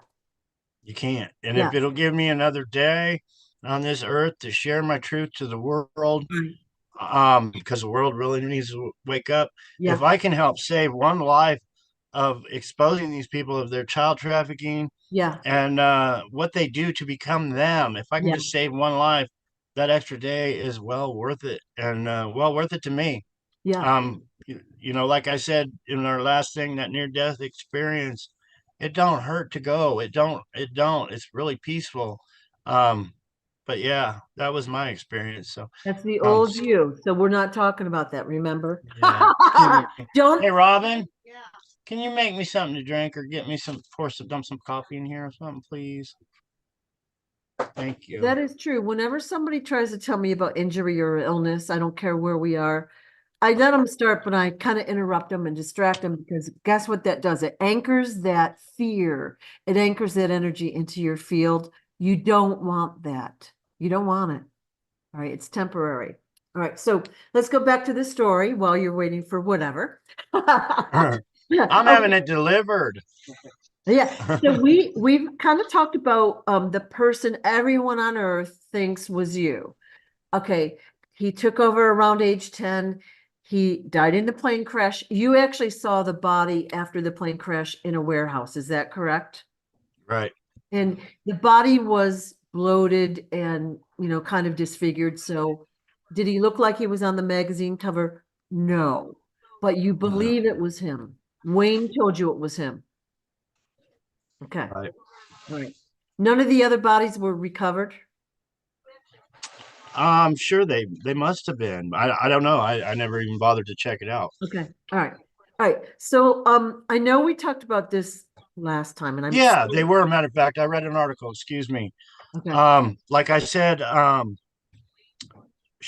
sister went back to save her sister. She was found out of or wait, maybe that's what I remember. Anyway, maybe it's the article I read. Maybe it's what I remember. The sister that went back to try to save her sister was found out of the plane and not in the plane. But then government agents put her in the plane. Now, that's my story by what I remember. Or did I read it in an article or is it real life? I don't know. I can't remember that. Yeah. But yeah, they did find the bodies. Okay. So now you're pulled up on the rescue ship or the Coast Guard ship or whatever. And you said the captain was really agitated and he had been told basically to throw you back overboard and he didn't want to do it. Right. I was in shock. I don't even remember much, but I was, you know, I was in shock. You're not even aware of, but I remember the captain walking back and maybe it was Wayne telling me after that, yeah, he had orders from Bill Clinton to throw me back in the ocean because Wayne purposely took me to the White House. And yeah, it was the White House. And Bill Clinton showed up on his helicopter with his daughter, Chelsea, yeah. And Hillary. But Bill Clinton walked up to the podium and said, yeah, John is dead. We found his body. but he purposely took me there so I could witness Bill Clinton saying that. And Bill Clinton saw me standing there. So it was almost like Wayne put me there so Bill Clinton could see that I was still freaking alive, even after he ordered to have me killed too. Yeah. See, I like that about Thank you. Wayne. I like that because it's ballsy and fun, But some of the things he did I don't like. So that's why I'm like, I don't know if I like him or not. Um Now we talked last whenever we talked about your sister, and you weren't really close with your sister. You kind of lost touch with her, and you don't really know when she made her demise, but you think it was around age 10 or 12, and she had doubles, many doubles, and they were Yeah. kind of nasty girls to you. Like they were not like even, Yeah, it wasn't the friendly thing. yeah, Um, I would, if they came back from a vacation and I met them, it's like they didn't want to talk to me. Um, it was like go away type of thing. Um, it's all crazy, but right. yeah, Yeah, the bond and the relationship of family was gone. That's yeah, why I think the real one has already been gone. yeah, Um, I don't know, but the spans in my life from seeing my loved ones were so drawn out weeks at a time. Is it's like meeting a stranger. Um, you walk into McDonald's a couple times a week and you see somebody that walks in and you saw them, 2 times you were there before. You know them, you've seen them before. It's kind of like the same thing. You don't know them, you don't know anything about them. It's like, hey, I got my hamburger the same place you did. yeah, yeah. So there was no bond there. So you really don't know, her story, if you will. Um, and then we talked about 1975 in your chapter was a big one. And you went through a lot of trauma in that year. You were living in Arizona at the time. Aristotle and your mom slash double were married. And so they were like trying to live somewhere safe. It sounds like they were trying to start a new life. They were right in the middle of a big mob war, and we were put right in the middle of it. I think they came here to Arizona because they thought it was a safe hideout for them to Yeah. survive in the mob war. It wasn't. I think Aristotle might have thought he had more power within the mob than he did and found out that he didn't. Um, Crazy stuff in 75. Yeah. Crazy stuff. Yeah. And could you tell the story of his demise again? As we talked last time, but I want to tell it clearly here because last time was so horrible. And then we'll never talk about it again, maybe. I don't want to commit to that, but I'll probably tell it 100 times. yeah, yeah, But I was a child. I was going through trauma. It's the best of my recognition. Um, we were always told to do. I was always told by I call them government agents, um, mob, whatever you want to call them. We were always told what to do. I was always taken by someone else. I was young, yeah, but we were at a cabin house that Aristotle had bought and to purchase to hide out with my mom. My mom wasn't there, but I grabbed a gold pan, um, and I went because I was told that there was gold in this ravine, and I was a kid. I'm like, I'm gonna go explore. So I went into this ravine where I was told there was gold. I was digging in the rocks trying to find a piece of gold. A whole group of kids walked up with a video camera, and I was like, okay, what are you guys doing here? And the older kid, who was probably an older teenager, was with a group of kids. I don't remember exactly how many kids. I'm thinking 5 or 6 kids were with this older teenager, and they had a video camera. It was a nice video camera, and they stumbled upon me looking for gold, and they said, "Oh, we're gonna go make a movie." And I was like, "Really?" They're like, "Yeah, we're from Hollywood. We came up here to the desert, and I think he said we always come up here." But he was like, "We're gonna make a movie with my movie camera," and I think I even said, "Well, can I come?" And they were like, "No, you can't come with us." So I continued to look for my little gold in the ravine. They walked off, and when it got time, I was like, I'm going to come home now. I got home. There was a couple government agents there. There was a bloody body under a sheet. They were explaining how these kids and these people axed him up with an axe. They had the axe there. The sheet was all bloody. I wanted to see who was under it. If it was my stepfather, I like to, even at that age, I wanted to see what the hell was going on. They wouldn't let me see it. They kept me back. I believe there was um, three agents there, but they were talking about how they were killed. I mean, how Aristotle was killed. Um, and after that, um, I remember Jackie didn't want to go to that cabin or that house ever again, ever. She was in fear for her. She just lost her husband. Right, Um, but then shortly after that, she lost her life too. right, So 75 was a bad year, but that's what took Aristotle's life. Was it Aristotle?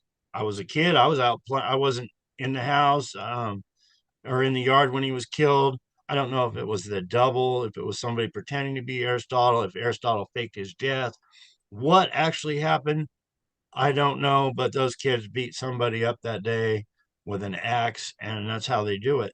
And it right. was all videotaped, I'm sure. Um,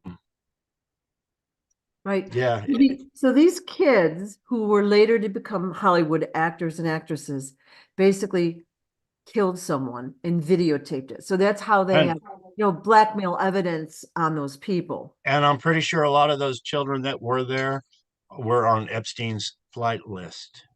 Mm-mm. I saw a couple names and that were on his list.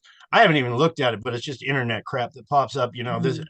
Oprah and all these other people were on that list, Yeah, and it goes back to the same crime ring at the top. It's the top of Hollywood crime ring. It's the top of government crime ring. And that is exactly how they get all these kids in their pockets and make them stars is by swinging an axe when you're a kid. right, right. So you're not sure if he was a double Aristotle or if he was the original. And I guess at this exact moment, it doesn't matter, but that had to be extremely traumatic for you. And especially The when you, day yeah, go ahead. the day after or 2 days after that my mom was killed, that was the worst day of my life to this very day. It doesn't get like I said, I got sent back to the Quigleys after being kidnapped and thought I was going to die and watching my mother die, and brought back to the Quigleys. I don't know where I got it from, but I got out of the car. I was crying, hysterically crying. I was literally putting probably horse shit on my head in tears. I was on my knees with my head on the ground, and I was like, it doesn't get any worse. All I could think of was I want to kill. I want justice. I want to get even. But that day in 1975, I don't know the exact day or anything, but I was it was the worst day of my life, and it can't get any worse. It just can't. It really can't. I don't know who could go through all these, the scenes that you've painted for us, but to know that your mom's been murdered, like, 50 feet from where you are. Well, And I go back to her location where she was killed. Um, I do things because I don't like to be, I'm not gonna say I'm gonna go put a candle on where she was killed on Christmas every year because then they'll know I'll be there for Christmas. So I don't risk my life like that, but Right, I go by there. But one of the worst things when I go by there is I don't know what these animals did to her body. The last time I saw her, she was laying in a puddle of blood with blood just pouring out of her from being shot. And I remember a white pickup truck pulling in um, right where she was shot, probably to throw her in there real quick. But I was being taken away with a gun to my head in that station wagon with another little girl. And it really bugs the shit out of me emotionally what they did with her body. Um, is it buried on that location? Is it buried where I was camping, where we had the camper, where that chain link is, where that big Navy cross, Navy anchors put in the ground? I don't know, but usually after they do crimes, they tear that shit down. And in the back was like a big warehouse at one time to park. I believe it was forestry vehicles, government vehicles to park them there. Mine, I always thought, mining equipment in there, but it's all gone. And that's usually how they operate when they do a major crime like that. But then they built the Arizona Memorial right there where she was killed. It's almost like a big fuck you when they do things because they're so powerful and evil. They like to commit one of the biggest murders in history, the former first lady, and then show it off with a memorial. Put the American flags right there where she was killed, and make it a monument. Um, it's funny how they were, but you see it, and you once you it clicks and you're awake and say, hey, Jackie Kennedy was killed here, and right here they put a big memorial, like they're showing it off. They got away with killing the first lady, and they got away with it, and they stole billions of dollars. Yeah. How they treated your mom was unforgivable. And it almost, just listening to this now, it almost feels like the little girl might have had something to do with this. Maybe she was coerced. Like in both murders, do you notice how soon the agents were right on the scene, right? Little bit Yeah, suspicious. yeah. Yeah. There's a lot I don't have the answers to a lot. Mm. Yeah. It would probably drive me absolutely mentally crazy if I sat there day after day trying to figure it out, because I've already done that when I was Yeah. young, night after night, trying to put all the puzzle pieces together. So, it's all happened, and Yeah. I want justice, but I'm not going to dwell on all the Yeah. You little, really, you really are doing the right thing by bringing the story out, but it's like the American public will go crazy when they know the facts. Like your parents were so well loved, and of course, there was a story woven about them, but then the public was purposefully yeah. tricked. I am doing my best to inform the public on it, but Yeah, there's so many enemies out there that run the show right now that are hindering me, hindering you, hindering everybody of getting the yeah, truth out because they yeah, don't want to give up their power. yeah, They want to keep the organized crime in power. Um, it's kind of yeah, like the guy dealing heroin to get rich. He wants to get everybody on their junk, so they got to keep coming back. And if they don't come back, they turn them into prostitute. It's an endless cycle like that, and they don't want to give it up. right. And helping share my story and get my story out will expose these people for Mm. being the criminals that they are and what they do. And it means a lot to me. It's not going to be easy. It's been a struggle. Um, for the last 7 years I've been trying to share it, and every time it's a hindrance. But it's coming out. It is coming out, and it's coming out now. Mm. I Yeah, wish it would just blow up and yeah. it would just come out right away, but it keeps trickling out. But me and you are going to do it today, right? That's right. And so I'm going to edit this and I'll put it up on the channel today, but I'd like to ask the viewers to share this story around. So the story of JFK Jr., what was done to him and how he had to live is made public. So I would like that shared if possible. And I mean, there's so much more to your story. We talked a little bit last week, but you had said in your book you've witnessed over 80 murders, and then you lost track. Like that is insane, insane. It's not the way a typical person should live. You know, most families don't go around talking about robbery and murder all the time. Well, if you count the ones I know about, that was way back when. Yeah, But the murders that I personally know about done by government with mass shootings, 9/11, Waco, Reverend Jim Jones and his cult followers. You piss these people are so powerful. Just like Reverend Jim Jones, he wouldn't pay up. He didn't want to go with their program. When a senator, I believe it was a senator um, from California, confronted him, he killed that senator. Um, that one killing got his whole cult killed. Just Oh, that one, you kill one of our family members, you all die, and that was, things like that. You're talking thousands of people that this has affected. Las Vegas, all of it. Some of it is my call it conspiracy theory, but I have learned how they operate. So, like Las Vegas, yeah, with just the FBI not giving the answers and just sitting back and watching all the money that changed hands because of the Las Vegas shooting. Um, you know, it breaks my heart when I hear people say Vegas strong. I just wanted to reply Vegas weak because you did not get an answer. You should have been told by the FBI why that man was sitting in there killing people. You should have had the truthful answers and you didn't get them. So you're Vegas weak. So stand up, get some answers.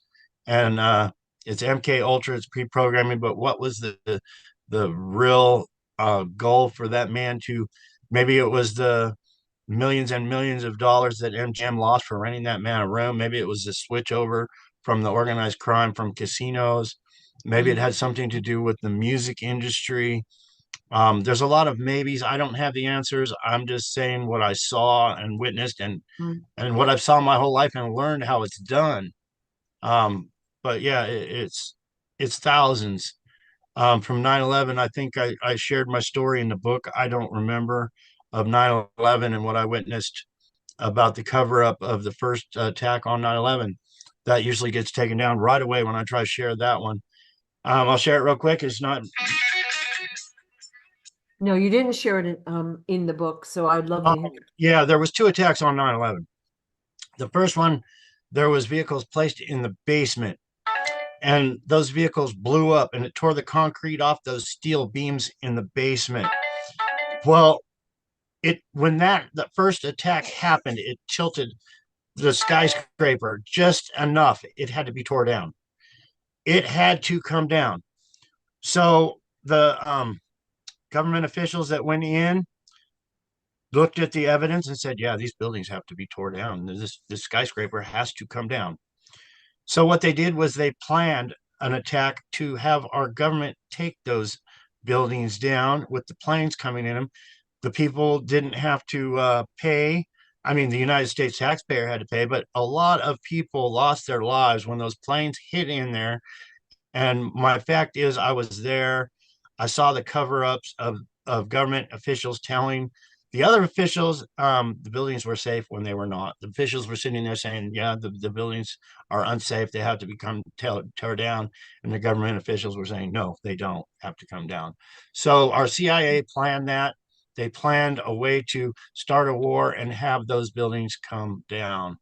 And that was caused by the first attack that nobody really knows about. Nobody knows that there was vehicles placed in the basement and blew up. I mean, it was on the news, but when on 9/11, that was all planned to tear those buildings down. It was planned to start a war. I mean, our CIA, they're not stupid. If they're going to do one thing, they're going to do 10 things. So yeah, those buildings had to come down. They started a war. It was one great way to start a war, having planes fly into our skyscrapers. Instant war.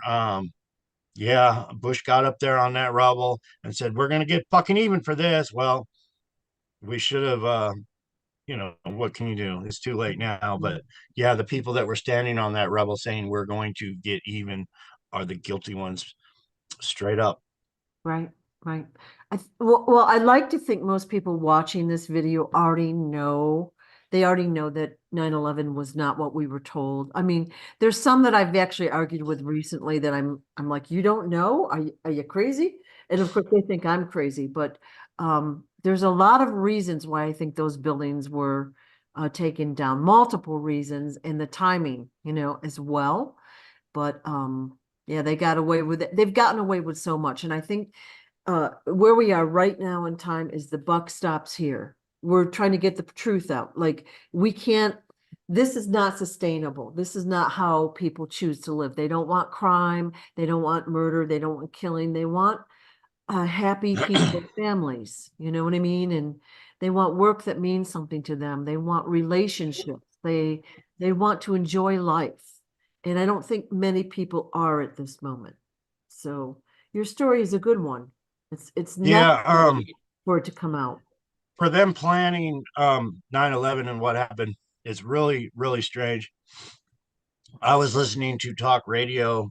I drove a mail truck, not the little one, but the great big one where they have all the sacks of mail in the back. And my job was to drive from Pennsylvania to Virginia every day and deliver a truck of mail and pick up a new truck of mail and drive back to Pennsylvania. So I was listening to talk radio when I drove by the turnoff to the Pentagon. Um, I was driving right there and it came on the news. There was an attack on 9/11. And I was like, what the hell? I had tears in my eyes and I pulled into a truck stop just so I could watch it on the news. And I watched it for a while, but I had to go deliver my mail and Yeah. do that. But a week earlier, I had the same route. So I'm driving up 81 and there was three guys in a car. I call them ragheads. I'm sorry, that's just what I call them. I've always called them ragheads because they put the turban on their head. But there was three of these guys, and I could swear to this day it was Mohammad Atta, one of the guys that planned the attack on 9/11, or MK Ultra'd into it. But I had an American flag on the side of my door on my mail truck, great big American flag. Well, these three guys pull up next to the truck, and they gave me the most evil look. And it was like, were they looking at the American flag? Were they looking at me? But this guy was right next to the truck and had hate in his face. Well, what he did was he had a handful of trash and he threw it at me. This was going down the highway. And his face was pockmarked, just like Muhammad Atta. I could swear it was Muhammad Atta. Pulled up next to me and threw trash on me. Um, and this was a week prior to 9/11. So when I saw Muhammad Atta's face all over the news, I was like, that's the same dude that threw trash at my truck. What the hell is going on? So I called up the FBI and I said, hey, I just want to let you know if you're curious where Muhammad Atta was and the action he was taking a week prior, he was going northbound on 81 at approximately this time. And I just said, I can't say for sure, but it sure looked like it was him. Check it out. And, once again, they're like, oh, fuck you. Well, you've been to the FBI multiple times and you never got any satisfaction. They never assisted you and they basically turned you away every single time. We talked about that the last time a little bit. So yeah, it does seem interesting how they don't have interest in solving the crime because they're perpetrators. They're part of the crime. Yeah. Yeah, So they all got their crime rings. They're all in on the child trafficking and the torture and the control, and that's how they get away with their crimes. They have others to do their crimes for them. And Ted Gunderson, the former FBI, I believe he was chief of the FBI, was exposing that and the cults. Um, Ted Gunderson was in charge of the FBI and he decided to come out. He was basically saying public, our FBI has become a criminal organization along with our CIA and Secret Service. They are now criminals. He talked about what he knew about the child trafficking. And I think he described Bullhead City also in one of his interviews. He was saying there was a place, an hour away from Las Vegas where they were child trafficking kids. And I was like, yeah, that's Laughlin, Nevada. That's right where my family members were killed, is an hour away from Las Vegas. So he was trying to expose it. He died of cancer. Like I said, I believe when these people die and they're trying to share their story, cancer is poison. You know, they secretly get ingested with something that makes them ill and they don't recover. Mm, You know, they got some powerful CIA, you know, they ricin, you get mm, one little tiny itty bitty speck under your skin and you're dead. mm, There's so many scary things that they can do, but they're so organized. They got doctors in their pockets, they got coroners in their pockets, all the public officials. You do, you know, when you work for the government, you do what the government says. That's your job. mm. And you already know you can't run your mouth because you're working for the government. um, so it's a no win-win. I mean, Ted Gunderson had the balls to say, "Hey, we got a big problem with these, you know, satanic cults and everything taking over government." He even knew, you know, publicly said, "Yeah, the JFK assassination was an inside job." Um, so yeah, much respect for that man. You know, Yeah. he's trying to do what I'm trying to do. Not that I was the chief of the FBI, but damn, I was in the fucking White House when I was 3. That's something. Totally something. And just your story alone is it's just mind blowing to us how you could have been treated that way. And like we would think witness protection, you'd be put into a nice little country family and live a normal life, maybe a quiet life, maybe not wealthy, but you certainly wouldn't go through what you've gone through. You know what I mean? They've used they it's all they use every tool they can possibly get Yeah. over and over again. It's all about using all their resources, and I guess me being the son of a president was one of their resources. All the cover-ups that, you know, all the Secret Service agents and people that knew me and knew of the cover-ups. Right. I don't have all the answers, but they sure like Mm. using people for everything. You know, I feel Yeah. sometimes like I got milk for every ounce I had in me Right. over and over and over again. Yeah. But it's all coming out now. It's all good now. Yeah. Like Well, I said, yeah, all the money best and all the resources have been sucked out. So yeah. best Christmas, best birthday I've ever had. It was absolutely wonderful, and I thank the supporters for that totally awesome birthday. I thank Rockin' Robin for that. Um, yeah, she wanted to meet me. We hooked up and fell in love. She's been wonderful. I love her. Um, and then the haters come in and all the other hate, and you know, but it's all good. Things are It's turning only going to around get for. better. Yeah. Yeah. So I think this is a good ending point for today. And if you're agreeable, I would love to talk to you again. And I've got another whole page of questions and there will be more. Awesome. So, you know, and you can tell random stories because they're super interesting. I know you've been in Hollywood, you've met a lot of people. Everyone wants to know about that. So if we could talk again, that would be amazing. And I would love to. what I'll do is today I'm going to edit this video to and I'll have it out on the site a few hours. And then I'm going to ask all of those that are watching to share it around so it gets some traction. And so if you want to help John, there's 2 ways you can do so. Of course, pray for him. And if you're in Smarty's group, we don't pray, we send the commands for healing and all of that. Use the tools. If you want to purchase the book, okay, the book is a great foundation for these stories because it explains it. And like I said, easy to read, hard to hear. Okay. But then I will also have a Cash App link in the description below. And the Cash App is Poor Boy John Jr. Okay. And John is not asking for this. I'm asking for your help. If you have anything you can spare to give John, it only adds to his comfort. So thank you for that. All right. Thank you, Sue. Thank you so very much. Yeah. You're much appreciated. And I would love to come on again, sharing my stories and my everything. So, unless I have an appointment at the doctor or something, I would Right. love to anytime you want. Well, you just tell me, and thank you all for having open minds, for watching, for spreading the word. And I look forward to this becoming common knowledge.